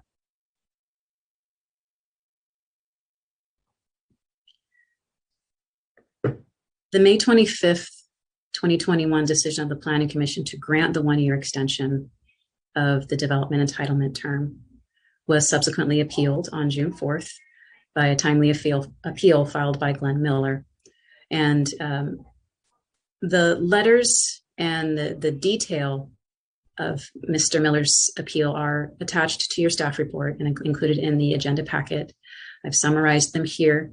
And in the 2 primary bases for the appeal were that the applicant has already been afforded a reprieve from the customary 1-year entitlement period and has failed to perform. Allowing the extension request commits the city without recourse or ability to require the applicant to make adjustments, and it would not prevent the applicant from selling the project to another developer that the city could vet. The second primary point of the appeal was that approving the extension request would preclude the city's ability to demand or negotiate project adjustments, to add conditions to address the procedural shortcomings of the initial entitlement process and mitigation for public safety hazards and other stresses on the community, or to realign the project with upcoming revised zoning and housing element processes. As is explained in further detail in your staff report, staff does not believe that the bases of appeal are sufficient to reverse the Planning Commission's decision. As has been noted before, there has been several months of litigation in this project that absorbed much of the initial 2-year term of approval that the project was granted. And so that diminishes the benefit of the relief that the default 1-year term, by granting the 2-year term, the default 1-year term, the benefit of that additional 2-year term essentially was lost in litigation. Secondarily, the city, because the city has no land ownership or financial commitments to this project, or they're not a funding source, privately funded, the city does not have authority under municipal code or state statutes to intervene in a private sales transaction if the applicant was to decide to sell the project. And also because the city does not have a financial interest as landowner or funder for this project, the city does not have authority to vet the project's builder or developer. Should the developer sell the project to another builder, the conditions of approval that were already imposed by the city council in the prior action would still apply to the project. Nothing in the transfer of construction rights to another individual or another company would eliminate the conditions of approval that have already been imposed. Those would remain because those remain with the project, not with the individual. The developer has also not requested any changes to the project's concept or its design. Thus, the Planning Commission's discretion was properly limited to simply the review of the extension request of time to obtain building permits. And there were no amendments to project conditions of approval because there were no changes that were requested to the project, and that aspect of the project was not opened up for additional review. And lastly, the consistency with future unadopted land use policies, which are still being framed and are unknown at this time, really can't form the basis of current land use decisions.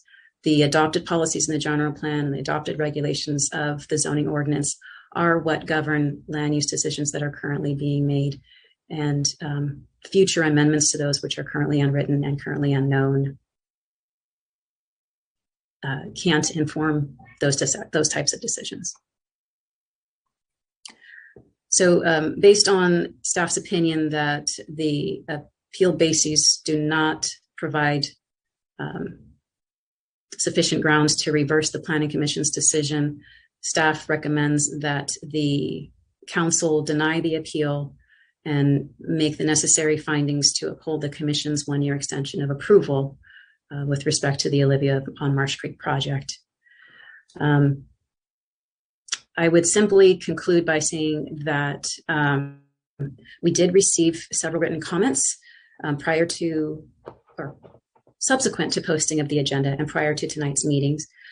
All of those comments have been posted to the City Council agenda website and have been distributed to the City Council members. And Mayor Wolf, if there are any questions, I'm happy to answer at this time. Thank you, Dana. Okay, Council, do you have questions of Dana? Yes, Holly. Here. Good evening, Dana. How are you? Fine, thank you. How are you? All right. A quick question. Earlier on in the presentation, I think it might have been one of the first couple of pages, you were giving a recap of the Olivia project, and you mentioned the number of parking spaces. I believe you stated they were 86. It was my understanding that there might have been over 100 of them that were in the final project that was approved.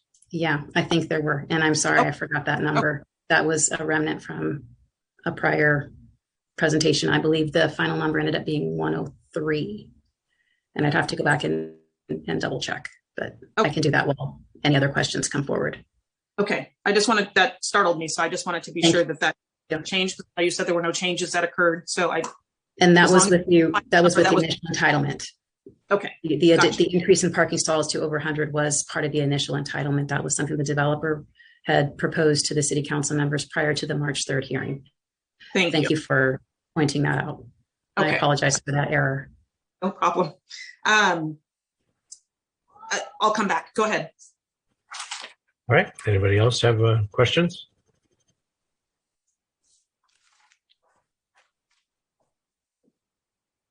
No, Holly, you want to still? I guess I would ask if we were, and I looked at them, the 2 or 3 of the comments from the public that I received were to not approve the extension of the that the applicant is asking for.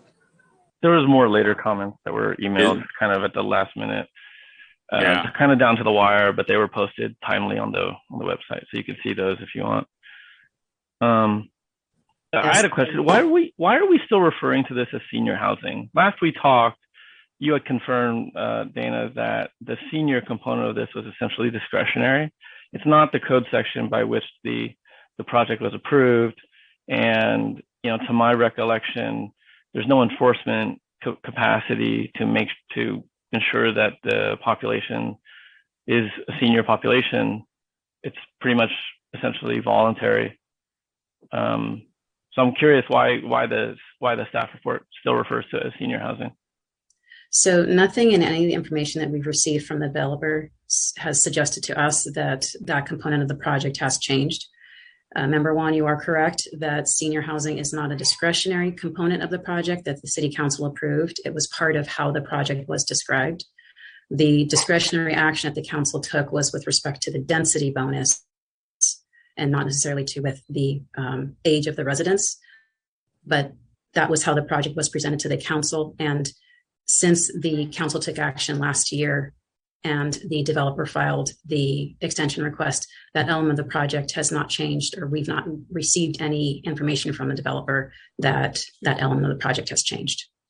I guess my comment on that would be, if there's no compliance requirement, there's no enforcement capacity with regard to the age requirements that are listed. I think it's misleading to call it senior housing, given that it's purely discretionary based on the owner. The owner can determine whether or not they desire to, to restrict it based on age, but they don't have to. And I don't know, without a compliance requirement, I don't know why we would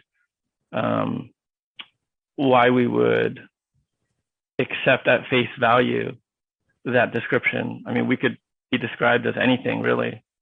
I don't think that we would accept it unless there was an actual requirement, which there isn't. Is that a fair statement?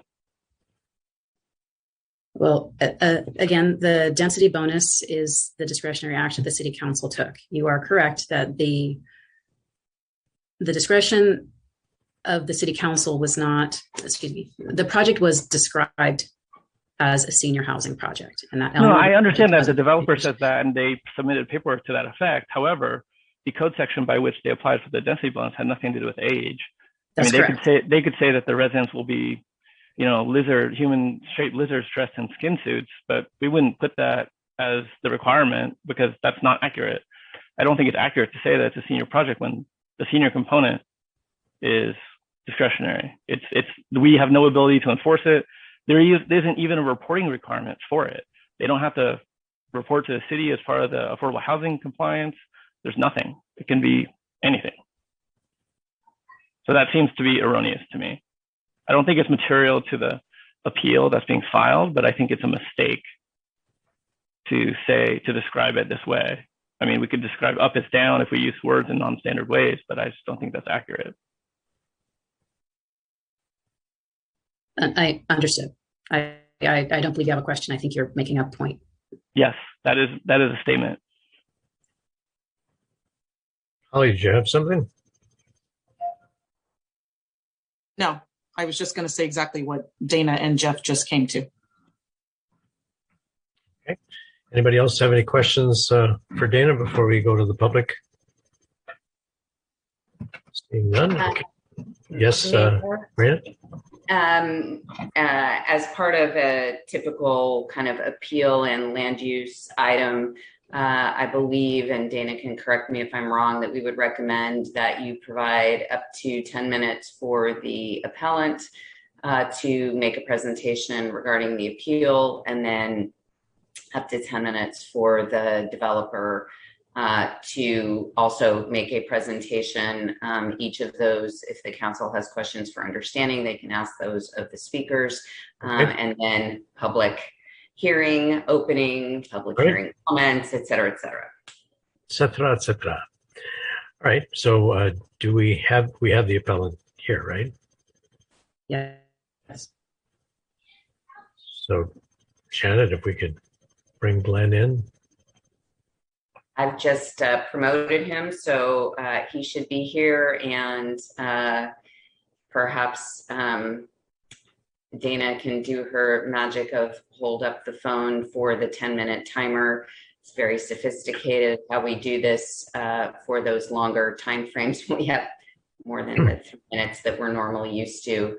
And with that, we will let Mr. Miller state his appeal. Thank you.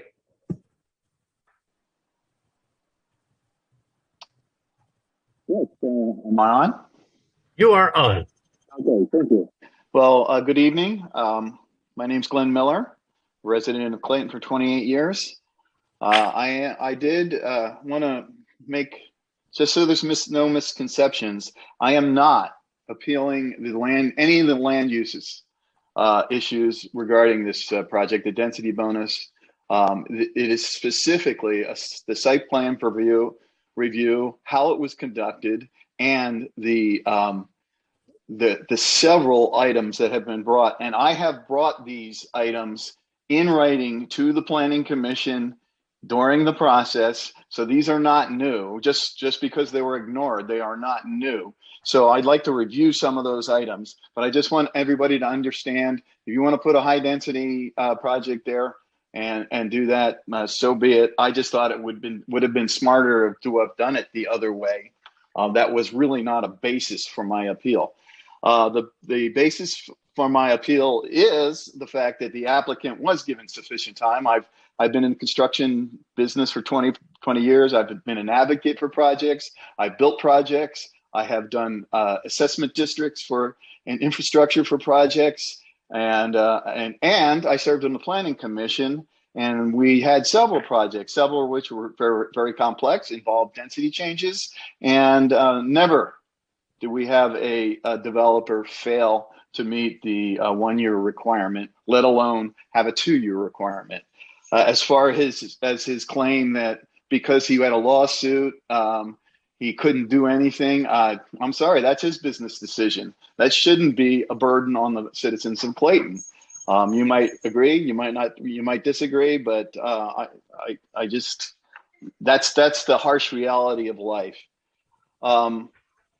As far as the ability of the guy to sell the project, I brought this up only because this project was sold to the city as a responsible project by a local resident developer, and that he would take good care of the city. We had many previous council members vouch for that, and I think it's a little bit disingenuous to say, "Oh, well, we don't have it. We don't have any ability." Well, you do have the ability to ensure by not granting this appeal and making them go back to square one. Again, I want to emphasize and reemphasize that I'm not affiliated with any of these other Save Clayton people and all those other people, and I don't care about. I'm really not talking about the land use decisions. What I am talking about, and it didn't seem to be to reach the importance of the interim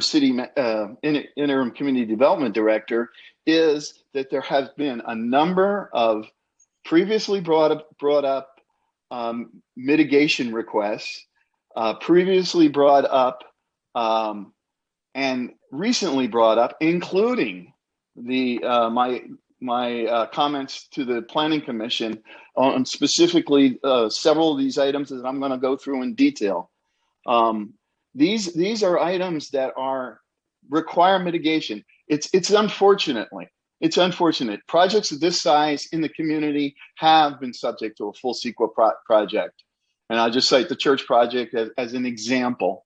And so, why this one wasn't, I know the answer. I think everybody else knows the answer. It was a political decision, and not a decision that was made in the interest of the community. The thing that I am worried about is, well, first of all, I started out being concerned about 81 parking units not on the site. I guess we just found out there are 103. 103 parking units not on the site. I know you have some kind of a reciprocal parking agreement. I know how they work. Who's going to pay for the maintenance of those now additional use of those parking facilities, streets, parking structures, whatever you guys are planning on using? I saw 2 addresses. Didn't investigate them that fully. Who's going to pay for the extra stress and maintenance on those? Not the developer. There's nothing in the conditions to say the developer needs to pay for those. He should be conditioned to pay for those for those things on some kind of annual fee basis. I don't, somebody smarter than me can figure out what the added stress is to the city's infrastructure, and they should add that as conditions to the project. Secondly, you have now off-site parking, and you have 3 residences. How do the people get from the parking to the residences? Well, one of them will be crossing that four-way stop sign at the corner of Marsh Creek and I guess it's High Street. Ever cross that? I cross that four-way stop every day as a pedestrian. I can imagine people crossing that at night. Who's going to pay for the additional improvements that are going to be required for those intersections and crosswalks and other amenities that are going to be needed to make people safe, both the visitors, both our citizenry that's not using the project because we've got all these added cars down there, parking. Who's going to be paying for that? It's not conditioned to the project. I think the city council should use this opportunity to make sure that those items are paid for. We've got 81 residences. I saw that some of them are one bedroom, some of them are two bedroom. Let's just say it's 25%. You just added 100 and some people over 3 parcels. We pay our assessments based on a family of 3 per parcel, and this guy's going to pay per parcel for landscaping, for parks, for some of the other fees, both the community and downtown parks. No, the stress on those amenities on the city is now been increased. There is nothing in the conditions of approval that add the condition that this developer pay his fair share, the same kind of equity that everybody else should be paying. And so I think that the city council should take this opportunity either to not grant the appeal and have the guy reintroduce the project, or condition condition the approval. Again, it's just my humble opinion that staff in their report just really glossed over what were the main rationale for my appeal. This project adds tremendous stress to the community, not only to the people that are going to have to look at it, and it's not a public safety. Let's talk about public safety for a minute. You've got all these off-site parking lots. Are we going to have overnight parking? I guess you're going to have to. I mean, people are going to come home from work and they're going to park overnight. Well, who's going to monitor these parking lots? Well, I would assume that would be the police. Does that not add to the level of police work that we need to have? I mean, why are there not conditions on this project to pay for these things? And then finally, my biggest one, and I think this is a failure of the Planning Commission and the commissioners that are on the Planning Commission. There are overhead power lines that straddle one side of this project.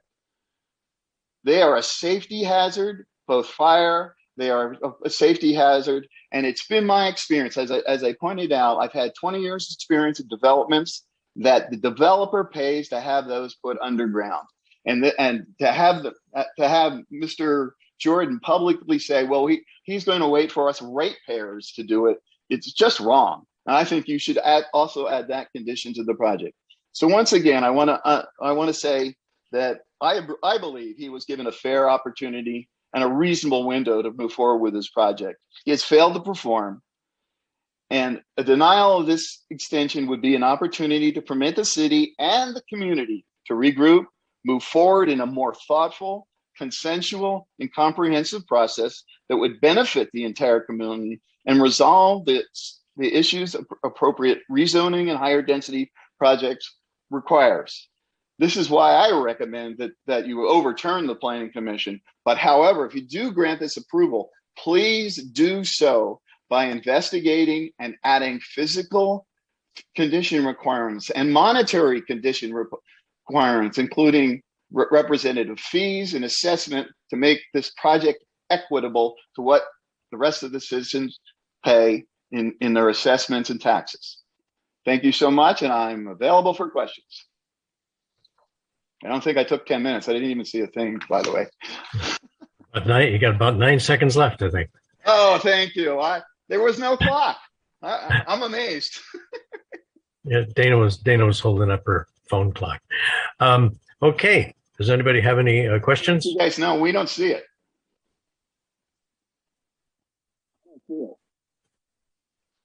All right. And so no questions. So we'll ask the developer if they want to have their 10 minutes.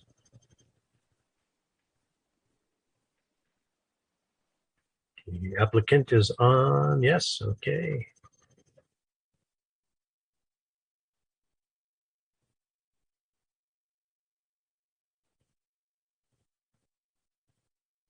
You're on mute, Bill.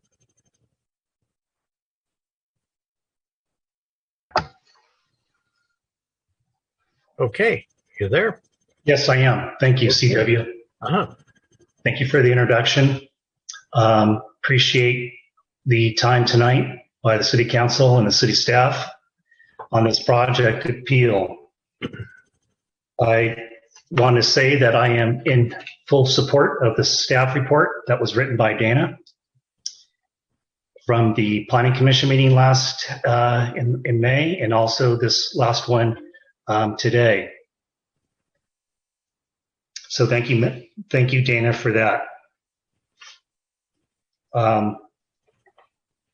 Just to add to Dana's 4 or 5 points that she's mentioned in her PowerPoint, Glenn Miller talks about the overhead power lines and not contributing to the fees, impact fees for the city of Clayton. And I know he's an expert on this stuff and he's been talking about it for a couple of years, but his claims that those power lines need to be undergrounded is incorrect. There is no underground district formed, and it is not a subdivision. So when those aren't part of the ordinance, I don't have to do that. As far as the CEQA, all of his claims about the parking and the stresses to the community, it's already been determined by a judge in October. So in sum, make this short and sweet here, Glenn has presented 0 facts for you to consider to overturn the Planning Commission decision and recommendations from the city attorney, community development director, that the litigation was good cause for a 1-year extension. And I'm available for comment and questions later. Thank you. Thank you, Bill. Okay. Anybody have any questions? Right. Now we can move on to, oh, you do, Holly. Okay. Yes. Sorry. I do. I just want to ask a couple questions. In regards to where everybody would be able to park, can you explain where the parking is, Mr. Jordan? On the High Street property, it's on the east side. There's about 30 spaces. On the Marsh Creek Road property, the mill property, it's on the north side. And same as the third property, it's on the north side as well, parking lots. Okay. So they're all on site. There was references to parking off-site, that all the parking was off-site and he was going to maintain that. It's all on-site? That's incorrect as well. There's plenty of parking on High Street. We're going to encourage our residents to park there and not park in Stranahan. But we have 106 spaces actually that was approved, and we will conform to that. I think the comment is referring to some parking spaces are shared among the 3 parcels, and there's a parking sharing agreement so that there's a little bit of cross-pollination, but that all the spaces occur, all the 106 spaces that were approved occur within the confines of the 3 parcels themselves in total. I think that was to clarify that comment. Thank you. Anything else, Holly? No, thank you. Anybody else have any questions? Jim? No? Yeah, I do. One of the things that Glenn mentioned that has piqued my interest is that this was at least presented that it would be a local developer. And yet,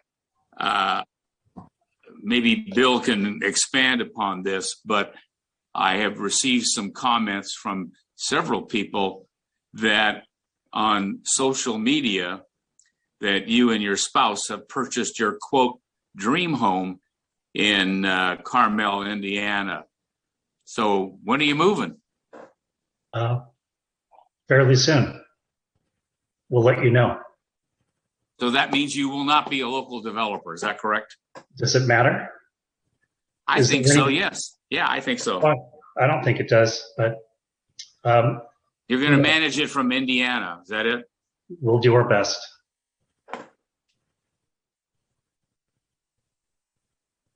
Any other questions? All right. Thank you, Bill. We'll move on to public comment. Sorry? Nope. Okay, so we will move on to public comment and open up public comment now. And Janet? Mayor Wolf, we're just for purposes, it's opening up the public hearing. Public hearing, sorry, public hearing. All right, Mayor Wolf, I do have Drea. Drea, as I promote you to panelist, if you can please unmute your microphone, you'll have 3 minutes to speak.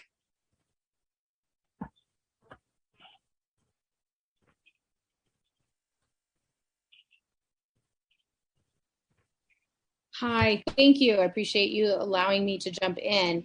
I am a longtime resident of Stranahan. I was there right when we started the development. So this project impacts my entire life. My bedrooms, my living room, like everything will be impacted. We have 50 feet away from a project.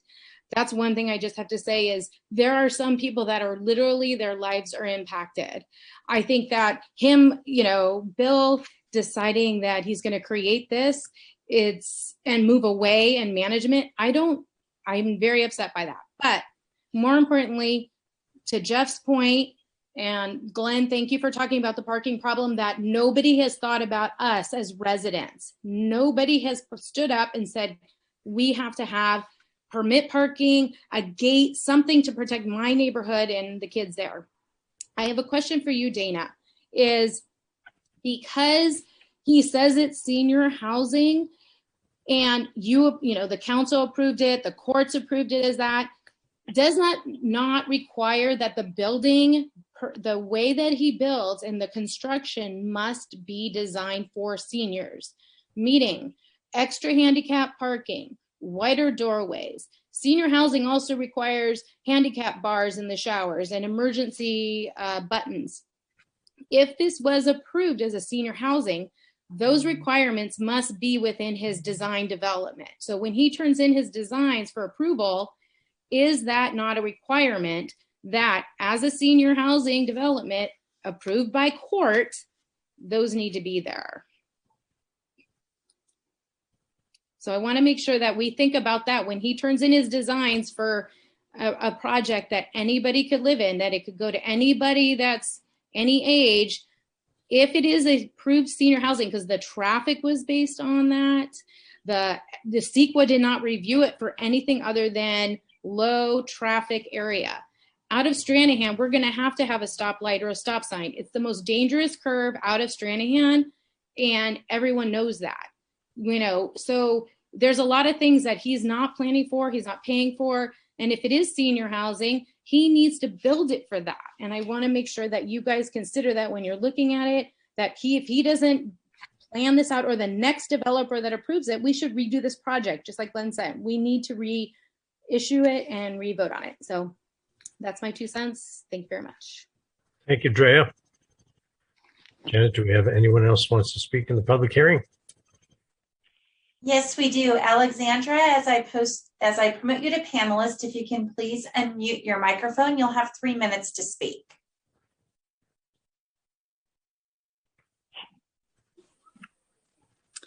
Hi, thanks for letting me speak. I'm echoing the emails that I sent earlier to the City Council, I just want to express my opposition to any and all approval extensions. I'm also a Stranahan resident, and I echo Drea's sentiments. Thank you. Thank you very much. All right. Janet, do we have anyone else? Mayor Wolf, at this time, I do not have I have one more hand that just went up. Gary, as I promote you to panelist, if you can please unmute your microphone, you'll have 3 minutes to speak.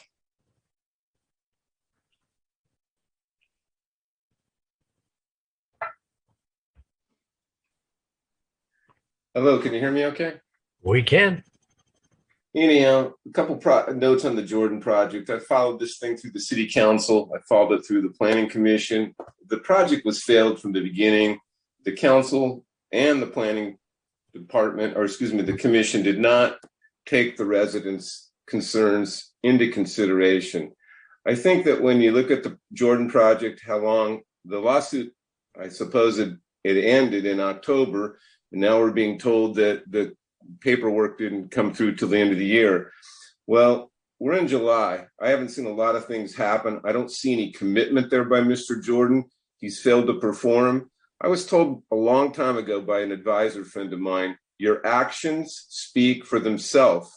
Nothing has happened on his end. Like Mr. Diaz has said, I don't do social media, but the guy's moving. He's not a local developer anymore. So here we go again. Another person that's from our town that's going to destroy our downtown, and then he's going to leave it. I think you should deny the extension for that the planning commission approved. And if you do go ahead and grant the extension, I think that some serious conditions should be added for the approval. That's my 2 cents on it, but we don't need this kind of crap in town. And Mr. Jordan, I wish you luck in Indiana. Maybe I'll come and build something next to your home there. Have a good night. Thank you. Janet, anybody else? Mayor Wolf, I did have a hand raised, but it did go down. So at this time, I do not have any hands raised on this item. Give it a moment just in case somebody made a mistake there.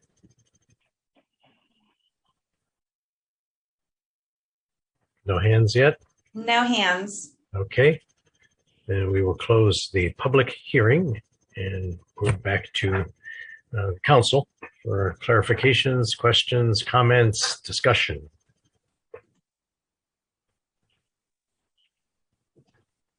I actually had a few things that came to mind that I forgot to mention at the other part. I think there was mentioned a couple times that the default time that is allotted is a sum amount, like 1 year or something like that. Or I don't remember exactly how it was phrased. But can you clarify if there is actually a default, or is it more of a practice? There is a section of Clayton Municipal Code, which if you give me a moment or two, I can find it for you, but it's somewhere around 17.64 in that area, that specifies that an approval of the Planning Commission or on appeal of City Council is for 1 year, or as is otherwise determined through the use permit or permit approval process. So in this case, that's what is being referred to as the default term of 1 year. That's the base codified term, but it can be extended. I see. Okay. 1764-010. Each permit issued under this provision, not used, exercised, or established within the time specified in the permit, or if no time specified within 12 months after the granting of the permit. That's essentially the default language. Yes. Okay, cool, thanks. And then I guess is the other code section that I think is mentioned in the staff report. I mean, I find some of the comments interesting, and I'm sympathetic to, that this is, people are highly invested in this topic. But I think, the things that are germane to this appeal, I'm trying to pull, isolate those items rather than the things that have already been adjudicated. So when I look at code section 1764-030, the one that essentially I think that is just, that's referred to in the staff report, it says, upon showing of good cause, therefore, the Planning Commission may extend the period of a permit etc. So the way I read this is the may extend is permissive, meaning discretionary rather than must or must not. And can you clarify if the term good cause is defined? This question came up also at the Planning Commission, and you are correct that the extension of approval is for 12 months. Your reference to the code section is correct. The applicant or developer who is requesting extension does have to show good cause. In this case, the Planning Commission believed that the information that was submitted by the developer was adequate. But if your question is there a zoning code definition of good cause? No, I'm not aware of one. But okay, so would that imply as a semi-adjudicative body that we have the ability to determine what we believe is good cause? Of course, any decision you would make would have to be justified in the record. So if the decision of anybody was that the evidence provided by an applicant or developer was not good cause, you would have to explain why it was not sufficient evidence to support an extension. Well, I don't know. Does the code section impose that burden? I understand that there needs to be findings, but I do not think that if you can correct me if I'm wrong, but I don't think that the presumption is that the evidence presented by the applicant is sufficient. I don't think that the burden to show that it is not rests with the adjudicative body. Maybe I can jump in, Councilmember One. I think what would happen is if we were challenged in court, the court would be looking at your findings that the council made and whether it's supported by substantial evidence and whether there's evidence to support potentially a denial. If you did not find there was good cause. Yeah, so I mean, California as a state and as many states, they take a lot of liberties with the phrase good cause in the law. And I'm wondering if there was a definition to rely on, but it seems that there is not. That's correct. Okay, great. And then the may section, the quote unquote may extend portion of the code section, this language, when I read it as a matter of statutory interpretation, would indicate that this is discretionary. It is not a requirement. I think Councilmember One, it just goes back to the findings. I think you'd have to demonstrate again why there's no good cause to justify an extension. Well, no, so that's what I'd like to clarify. I think there's this section describes two things. The first, in my interpretation, is the good cause clause, which talks about upon showing of good cause. So there's first, that is a prerequisite. There must be a showing of good cause as determined.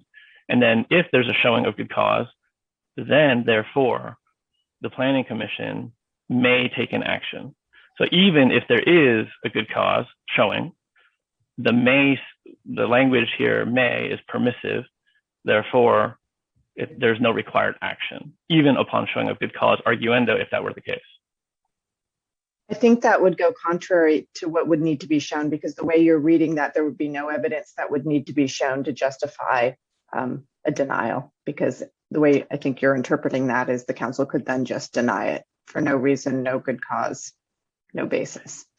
Like the state of California does with its good cause requirements across many other areas of the law. But yes, that is the way I'm interpreting it. Is there anything that has been, is there anything that's adjudicative or dispositive that shows that that's not the case? I think it's just what I've indicated before, is that you have to make findings and conclusions under your own code. And so you'd have to justify a denial, and you have to have evidence to support why you're denying it. And just to deny it without explanation, I don't think is going to withstand a judicial test if this were to go to court. Okay. I think upon reading, I may have a different interpretation. That's a statement, not a question. I took it as such. Thank you. So staying in that same lane, what's the end game? If we were to deny for whatever cause we just deny for, then he's going to litigate? Is that the idea? And then once he litigates, the end game, if we lose that, what happens to the city? What's the big detriment to the city, number one? And number two, does he get then the extension from that point at the end of that litigation for another year from that point? I mean, that may be the case, but at the same time, that's not really on the table because we are hearing as an adjudicated body an appeal. Like the fact these other future considerations on what may or may not happen isn't really as a matter of like it's germane to the fact. No, it's not. If we're deciding an appeal, you're supposed to decide it on the evidence presented. Right, whether we have not on some supposition on what may happen in the future. I mean, that would be speculative at best, and I think not within our duty as an adjudicated body. If we're a political body, then sure, we should do that. But here, as in the matter of an appeal, that is not our function. All right, then, and back to my question then. If we were to lose all of this, what is the end game? Where would he get the extension from the end of the litigation? So I can't speak to the litigation. But what I can say is strictly under application of the code. If the denial was appealed tonight, it doesn't erase the project. It simply means that he has to pull a building permit, any building permit, the first building permit for the project before March of 2022. Mm-hmm. Correct. So he can basically pull the permit, dig a hole, and leave it for a year. It's the code is not specific to what kind of building permit. Okay. And the building permit issuance is the trigger. So we have to decide if he's showing good cause. And if we don't, we have to explain it. So it goes back to the litigation problem again. Well, any decision that you make needs to be justified, whether there's a risk of litigation or not. That's just written into your code that right. There always needs to be a because statement in any decision you make. Okay. Any other discussion, questions? I get that this has a lot of energy in the community. I totally feel it. I totally understand it. I know that there are those who don't like the development. I know there are those who don't like the developer. And they would like nothing more than these entitlements to expire to start from scratch. That was what the applicant or the appellant actually stated. I want to be clear that would not be a good thing, because if you look at what's going on in Sacramento right now with SB 35, with SB 2345, honestly, he or whoever he sells this to can come back and get a much larger development using a 15% instead of 10% or 11% affordable homeowners. He can make it 50% increase to a 90-unit development. And that's only based on this three parcels. There's two other parcels behind, which if he sold it to somebody else could make it much larger than that. So it's kind of like we're in a quandary here where we could be like what happened to Lafayette if we were to let the entitlements expire and somebody else were to pick them up, especially in light of when we look at what's coming down with the 570 units on our housing element. I mean, where are we going to put those? This 81 units takes off 81 units off that off right at the top, and I'm concerned that if his entitlements expire, what will happen next? It will be not anything better, matter of fact, quite worse, given what Sacramento is doing to municipalities. Just there's plenty of cases out there where these things are being forced right upon cities. And I don't want that. I would much rather have the 60 units on 28 on the three parcels. But we got what he got because he got the 35% density bonus. If he lost at that, you bet he's going to go for 50% with the next with SB 2345, and he'll be entitled to it with less parking. That's just something to consider out there. I guess I'd like as a point of information, I'd like to raise the question whether or not that these considerations are appropriate in the light of the fact that we are an adjudicated body. I think Councilmember Juan, what's really before the council, and I think this is what you're getting at, is whether the council should grant an extension. It's not the previous project that was approved. I know we've heard a lot of comments about that. It's not who owns the project or who will own the project and where that person lives, nor is it any potential future actions the council may take on the general plan or zoning or future state laws. I think it's whether this extension should be approved and whether there's good cause. It's as simple as that. I guess the reason why I raise that is because I think that we, acting in this capacity, have a duty to make our findings based on the evidence and what is presented before us and the matter at hand, rather than anything speculative. Whether or not something is, whatever happens in the future, I have no idea, and it's not relevant to this question. And I just don't think that's appropriate, and I think that puts the city at risk when we go down that path. The discussion? Yeah, I still want to reflect back on the concern I've had all along with this, and it was raised very briefly, and that's the public safety aspect, and specifically on Marsh Creek. It's a 2-lane road. There are 2 bike lanes. I'm concerned that overflow parking will inhibit the ability for bikers and for excess parking, overflow parking onto Marsh Creek, which, as again, a 2-lane road. We're just going to lose a lot of capacity and potentially have more traffic issues and more safety issues. I mean, I would make the same point that whether or not that's true, it's not germane to the appeal.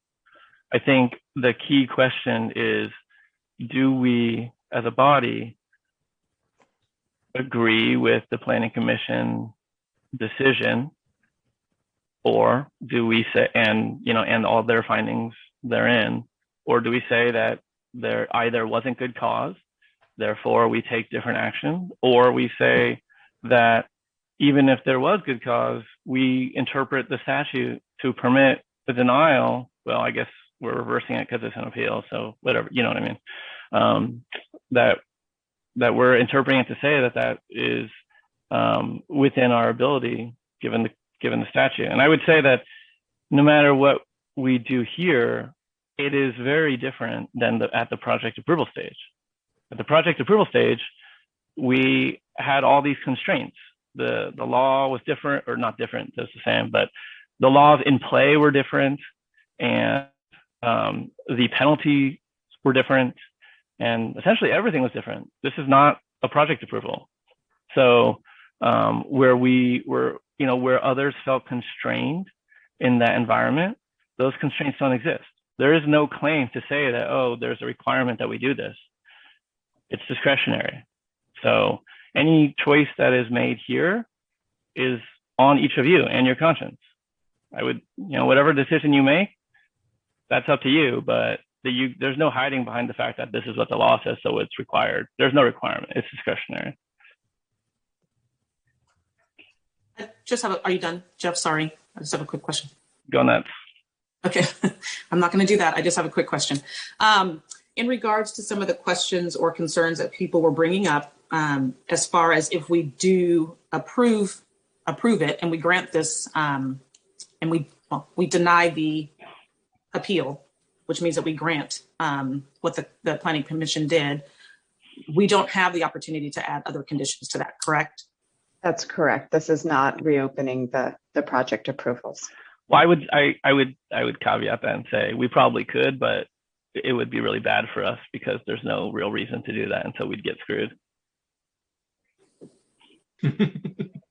Is that correct, Molly? Yeah, technically we could, but our attorney would tell us that's a bad idea because we don't really have a good basis to do it.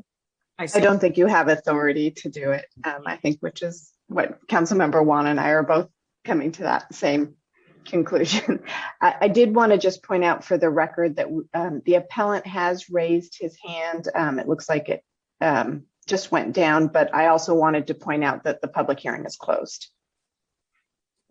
I didn't see that.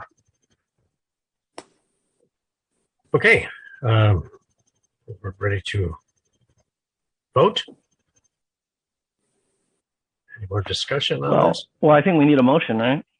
We do. Or are we voting? Is it a vote?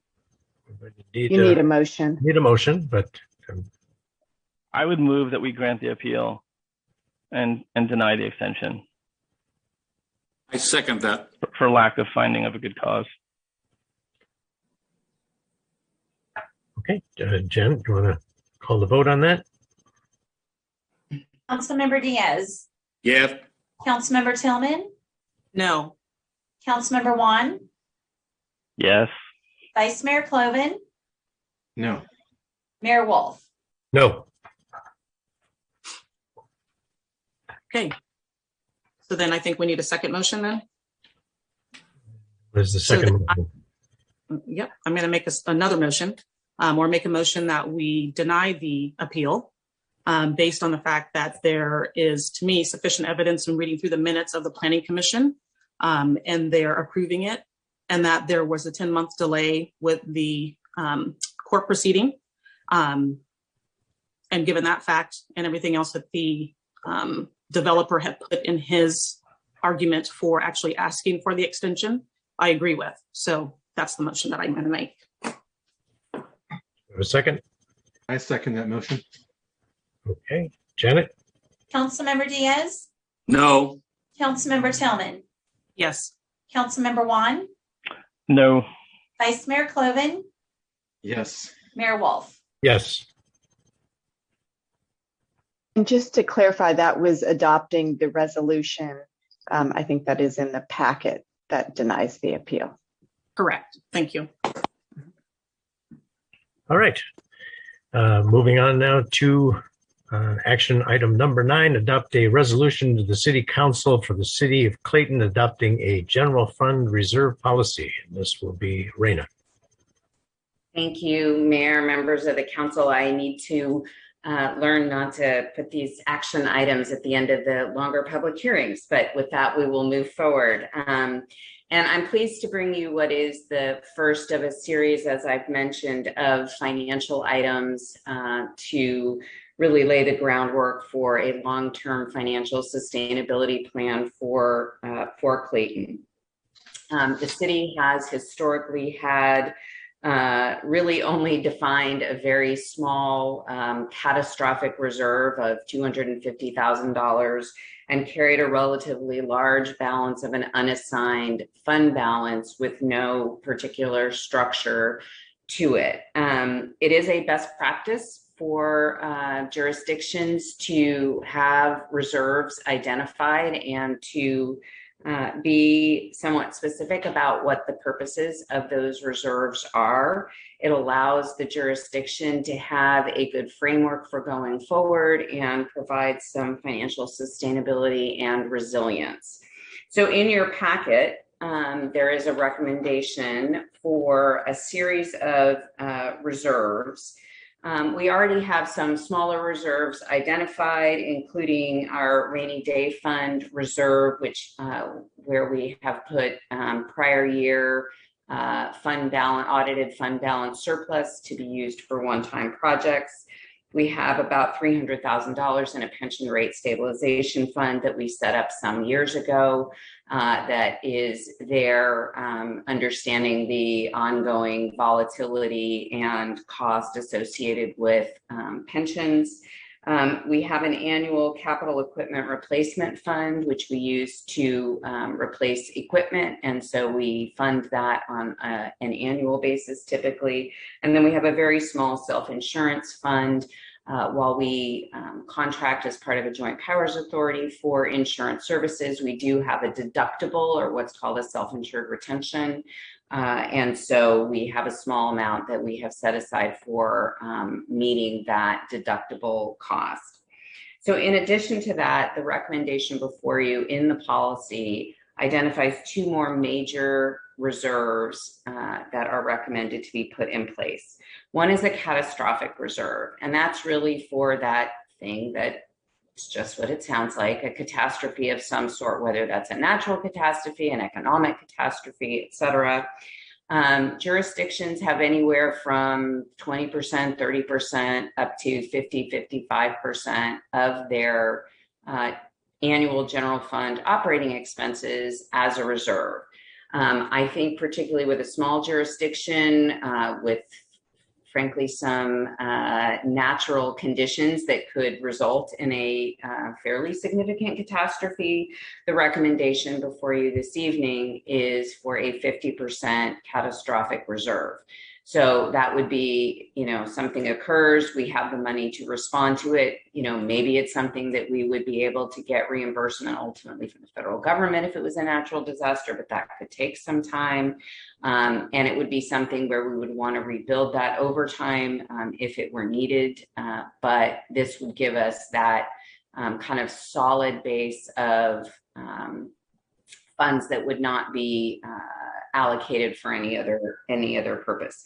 Based on our current year adopted general fund operating expenses, that catastrophic reserve amount would be set for fiscal year 22 at about just under $2.6 million. In addition to that, it's recommended that the council adopt a 5% budget stabilization reserve. This is really intended for smaller variations that could come as the result of minor economic changes. Every year when we put the budget together, we do our best to estimate what our costs and revenues are going to be. But honestly, it's an estimate, and we start that process even more than a year in advance of when that year is going to end.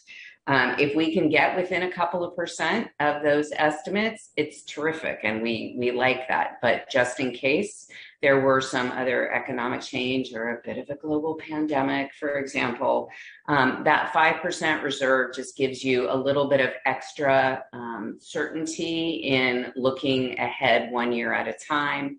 And again, that's something that the council, if it were ever to be needed, would want to refresh or restore in a subsequent year's budget. Given that the total unobligated fund balance for the general fund for fiscal year 22 is about $5.6 million, that does leave a little over $2.7 million that would be right now as an undesignated reserve. That just means it's sitting in the savings account. It doesn't have any definitions around it for the time being. It means that as we go forward with the rest of our financial conversations, whether it's about the American Rescue Plan or about the long-term financial annual operating stability for the city, the council can make subsequent decisions about use or not use of those additional undesignated funds. All of this is intended to be adopted by council resolution. It can certainly be changed at any point by council resolution, but it is a best practice for us to have in place a structure that defines how it is we want to start characterizing our reserves. This is by no means the end of a conversation. It's really the very beginning of a conversation, but it starts to give some boundaries for how we might look at those funds in the future.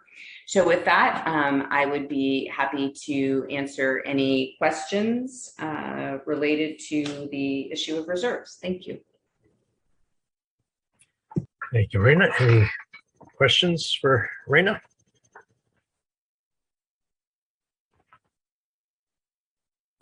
When I look at a policy, it doesn't, there's no description of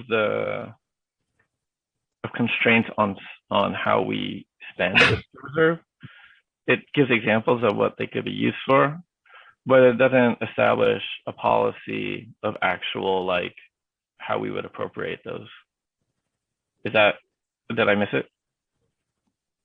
So it defines sort of the purposes of those. The ability to appropriate would simply be like any other appropriation action. Say, for example, heaven forbid, we had a hillside fall down somewhere. Staff would come to the council and say, hey, we need to bring in a whole bunch of equipment and shore up whatever's happening. We need to appropriate from the catastrophic reserve. And then the council would be able to make that appropriation at that time. Yeah, but hill sliding, I think is pretty cut and dry. But I mean, in the bulleted examples, it says some of the things that are included are like reduced revenues or cash flow requirements. That's basically everything, right? I mean, I don't know what would not be considered a cash flow requirement.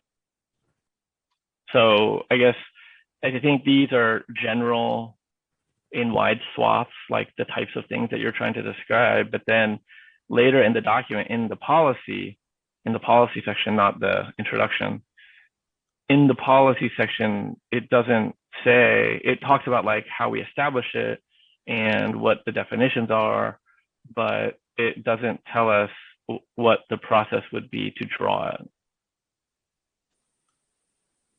So I don't know if I'm missing it or not. I read it a couple times, but I think that piece is kind of useful.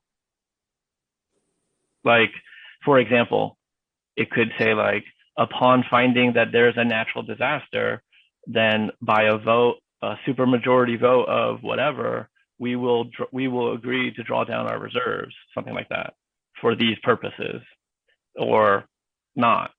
I don't know. I just made that up, but something like that.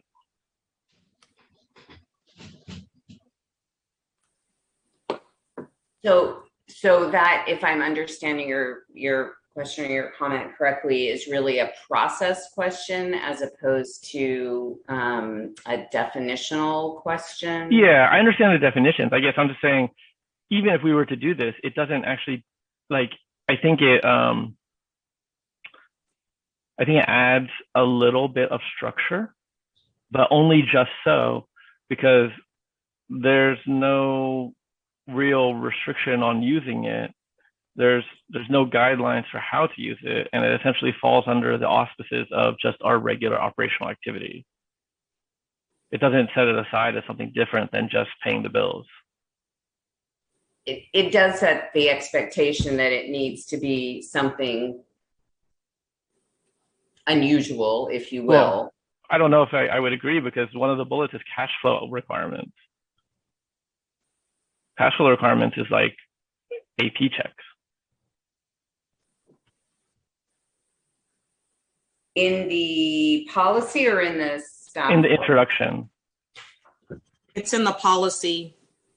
Draft policy introduction, first page, bottom half. Happy to strike that. Oh, yeah. I don't think that it's.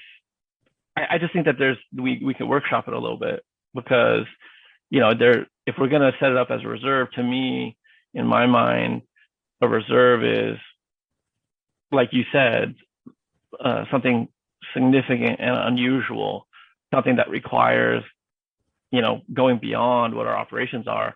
Because if we're gonna agree to spend down reserves, I don't want it to be on like,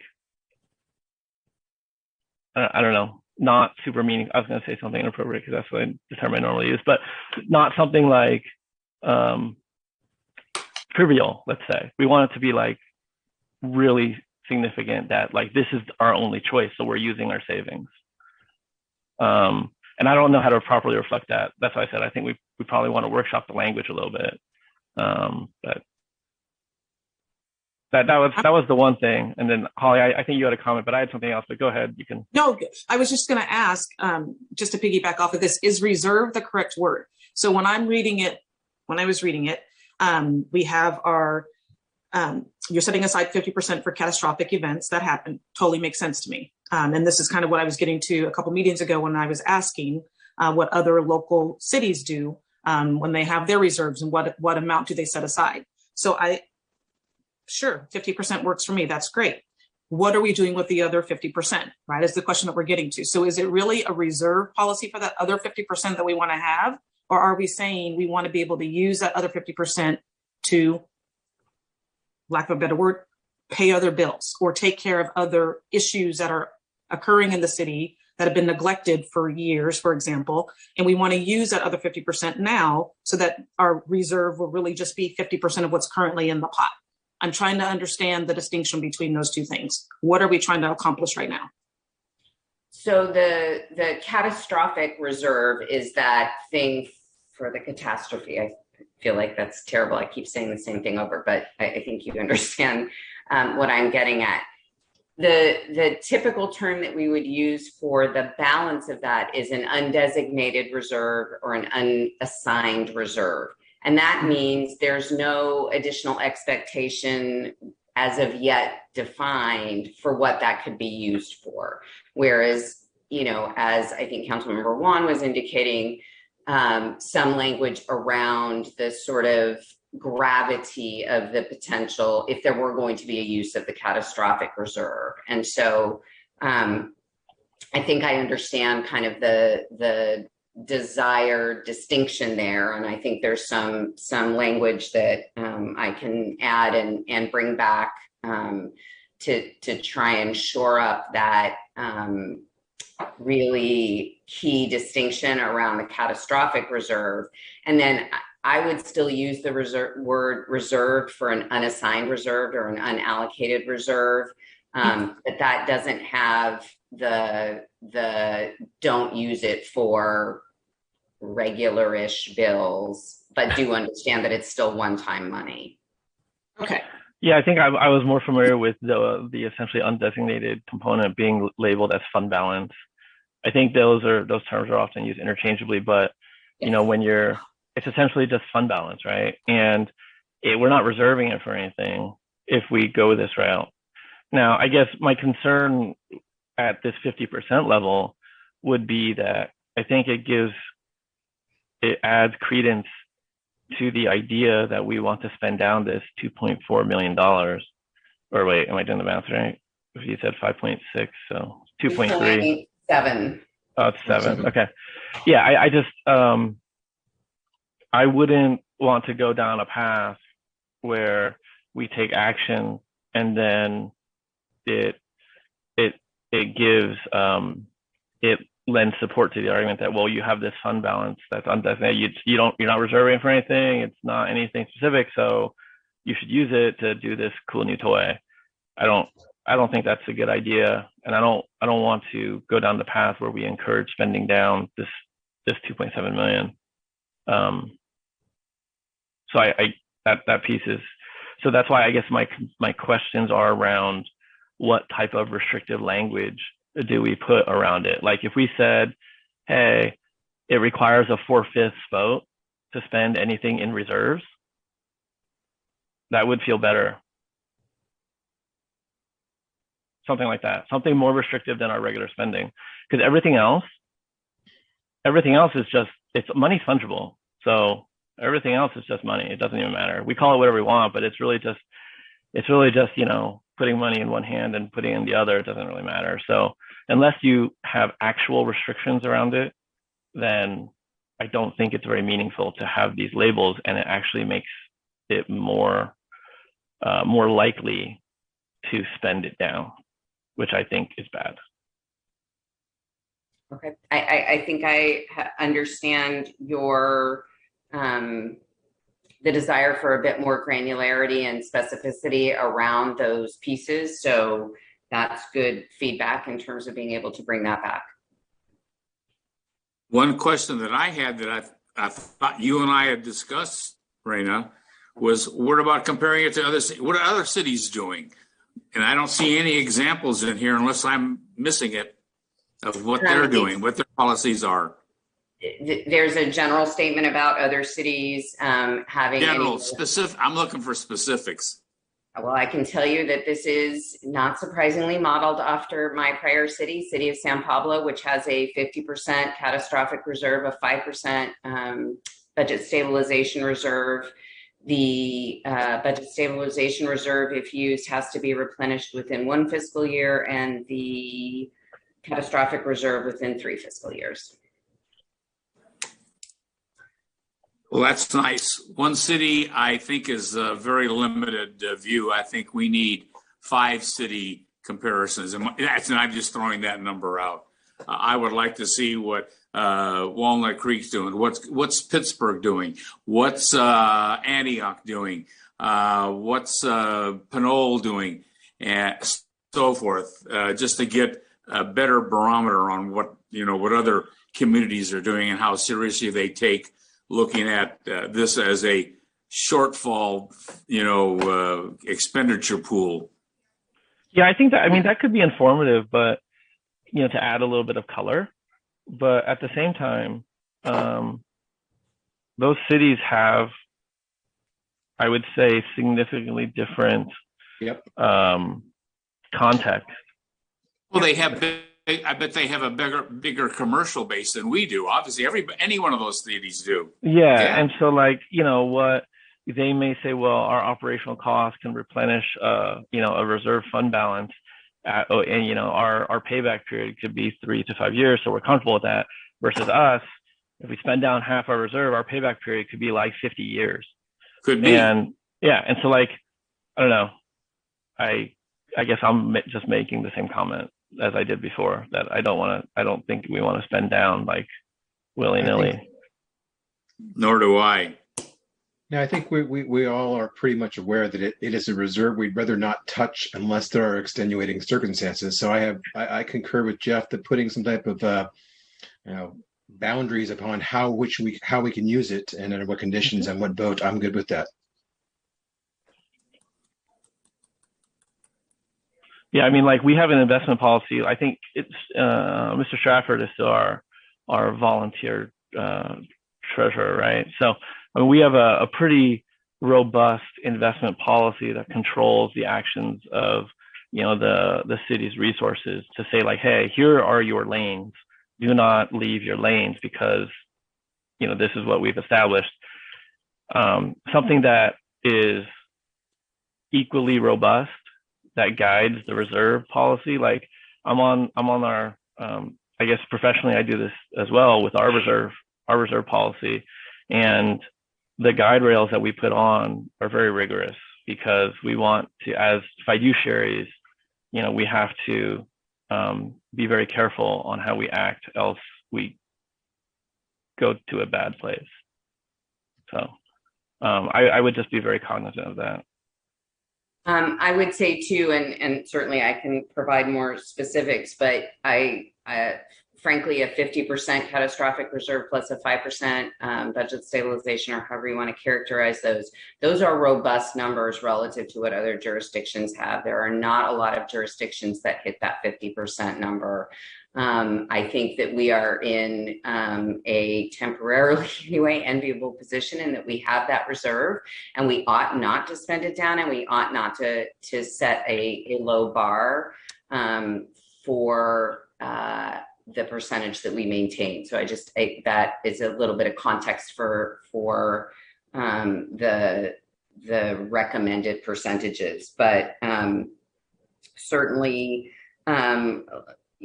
language around, as Councilmember Juan said, kind of what is the lane to stay in, and there's a very cute child in the background there. What is the lane that we should stay in, and how do we define that? And are there any higher process level requirements? Some to look at the investment policy for any other, kind of maybe ways to characterize that. So those are so far kind of what I'm hearing in terms of bringing back some revisions to the policy. So I look forward to any other comments in terms of other components to look at or revise. This is a great way for us to start our first conversations about this long-term financial stability, because they are not the conversations that have been had in these kinds of in the context of a framework. So we're going to be, no, so go ahead. Oh, you go ahead. No, go ahead, please.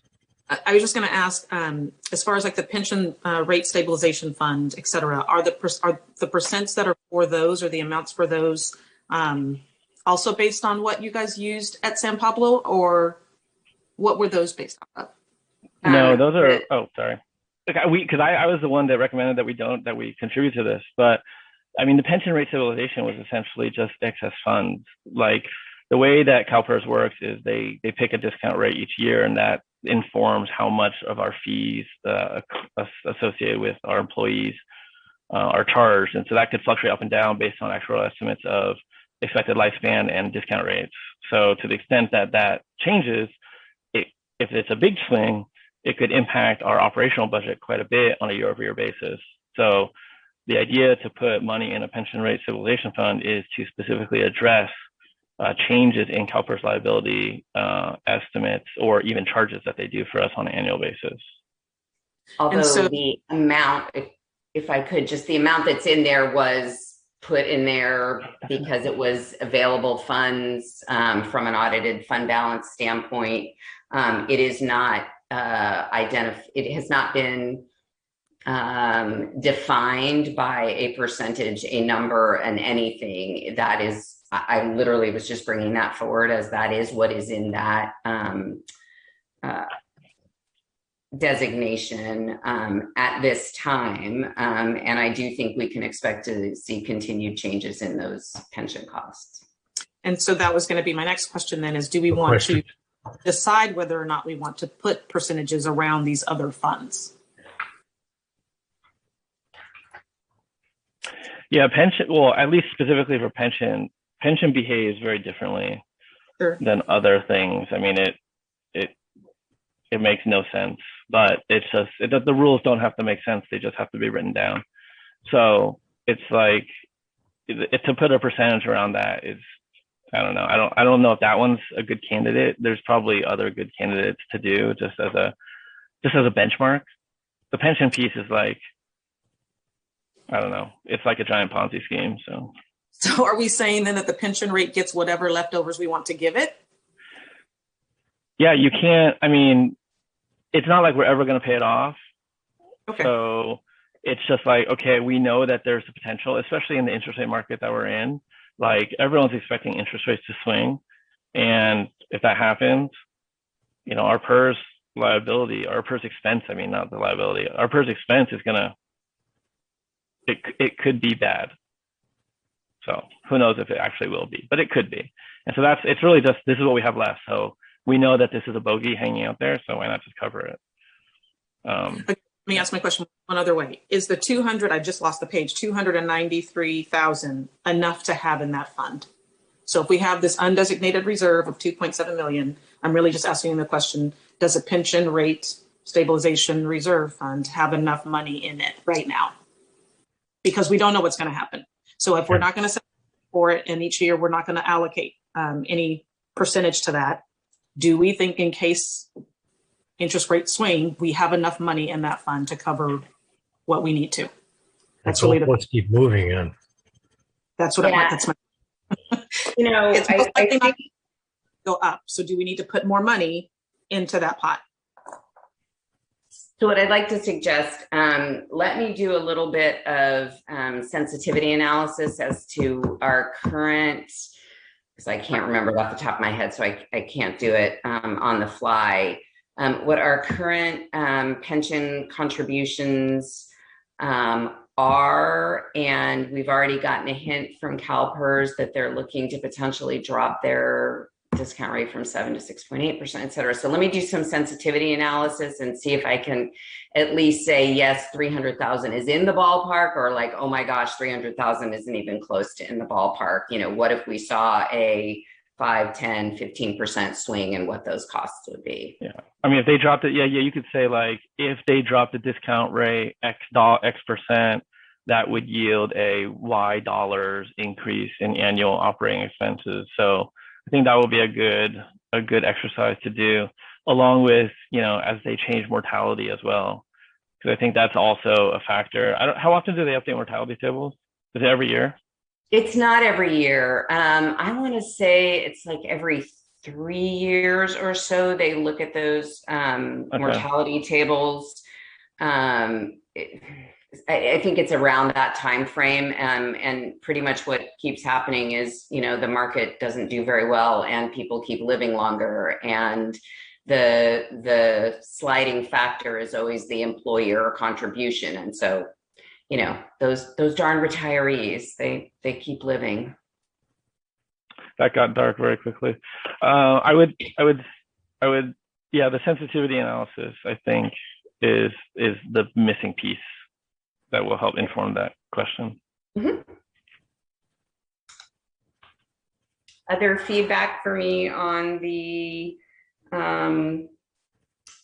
reserve concepts?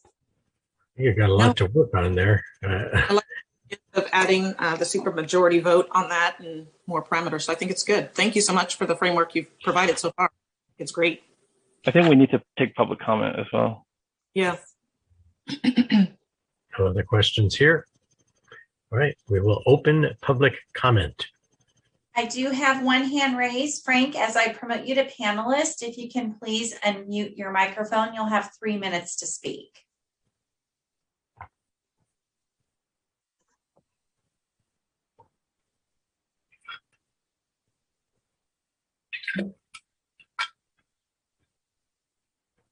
Back again. Can you hear me? We can. Welcome. Good evening. Frank Cavitio, 104 Gold Rush Court. You guys know what I do for a living, and I'm glad to hear this conversation taking place. The 4/5 vote is a good idea. I think that we should include the public on some of this too. When I hear $2.7 million undesignated fund, I think Councilmember Wan's language was generous, on how he was concerned about this. As a citizen who sees how government misbehaves with money all the time, I heard $2.7 million slush fund. This city has done things in the past with money. It's bought property it probably shouldn't have bought. Yes, it saved that lot, but it also created a whole bunch of other problems in the process. Cities should not be in that business at all. As many restrictions as we can put on this, the better. This $5.6 million savings that we have was used as a wedge issue during the election. I was accused of, I'm going to blow it up, which made no sense. Two of you ran as being fiscal conservatives, so I hope I see two of you fighting real hard to protect this money. It should be very difficult to spend this down, especially with the fact that we have the potential that our budget's going to blow up real soon. There is going to have to be a hard decision made. Do we cut services or do we raise taxes? Politicians hate having to deal with that. You guys are going to have to deal with that, and I don't want any of you to have an easy out by deciding, let's blow the $2.7 million that took a long time to build up. So as many restrictions as we can put on this as possible, the better. Those are my comments. Thank you. Thank you. Janet, do we have any other hands raised? Mayor Wolf, I do not have any other hands raised on this item. All right, and we are going to close public comment on this. Bring it back to council. Do we have any other comments, questions, motions, or it looks like we're going to not take an action on this evening. We got a lot of things you need to bring back. That's correct. I'm taking feedback and we'll bring this item back. Okay. Look forward to version 2. Thank you. Appreciate it. Thank you. We have quite a wide discussion of all of this coming up soon anyway, so this will be good. All right, moving on. Where are we? Moving on to a closed session. We have none. Item 11, council items limited to council requests and directives for future meetings. Anybody? I don't have a request for a future meeting. I would like to respectfully have the meeting close or adjourn this evening in memory of Richard Rainey, former sheriff of Contra Costa County, assembly member that I had the privilege of working with in Sacramento during my tour duty up there on legislation, and most recently state senator. He passed away about a week ago. In fact, they're having a service for him tomorrow that I'll be attending, for Richard Rainey. Any other items? Yes, Peter? In light of the sustainable Contra Costa County presentation we had earlier tonight, at some point, it's not a priority at this point, it would be kind of interesting to have a conversation about an environmental action plan in general for the city. I know we've got some auditing for some of the stuff we have going on where we've talked about, but that's something I think we might want to consider talking about in the future. Okay. Anyone else? Yes, Holly? Yep. At some point, again, not urgent either, but I would like us to consider having a discussion regarding our Muni code and allowing food truck vendors here and the parameters on where exactly they can be located in town. So that's more clearly defined. You know, that's quite an outdated code too. So, all right. Anyone else? All right. I think last time I asked about process / procedure for ballot initiatives, placing things on the ballot. So I'd like to reiterate that because I think that discussion will be useful information to have about what our options are. Okay. And I would say it's more urgent than Peter's. just a little. All right. So that is all we have this evening. And so we are going to adjourn to our next regularly scheduled meeting, which will be on August 3rd. And we will adjourn tonight in the name of Richard Rainey. So thank you all.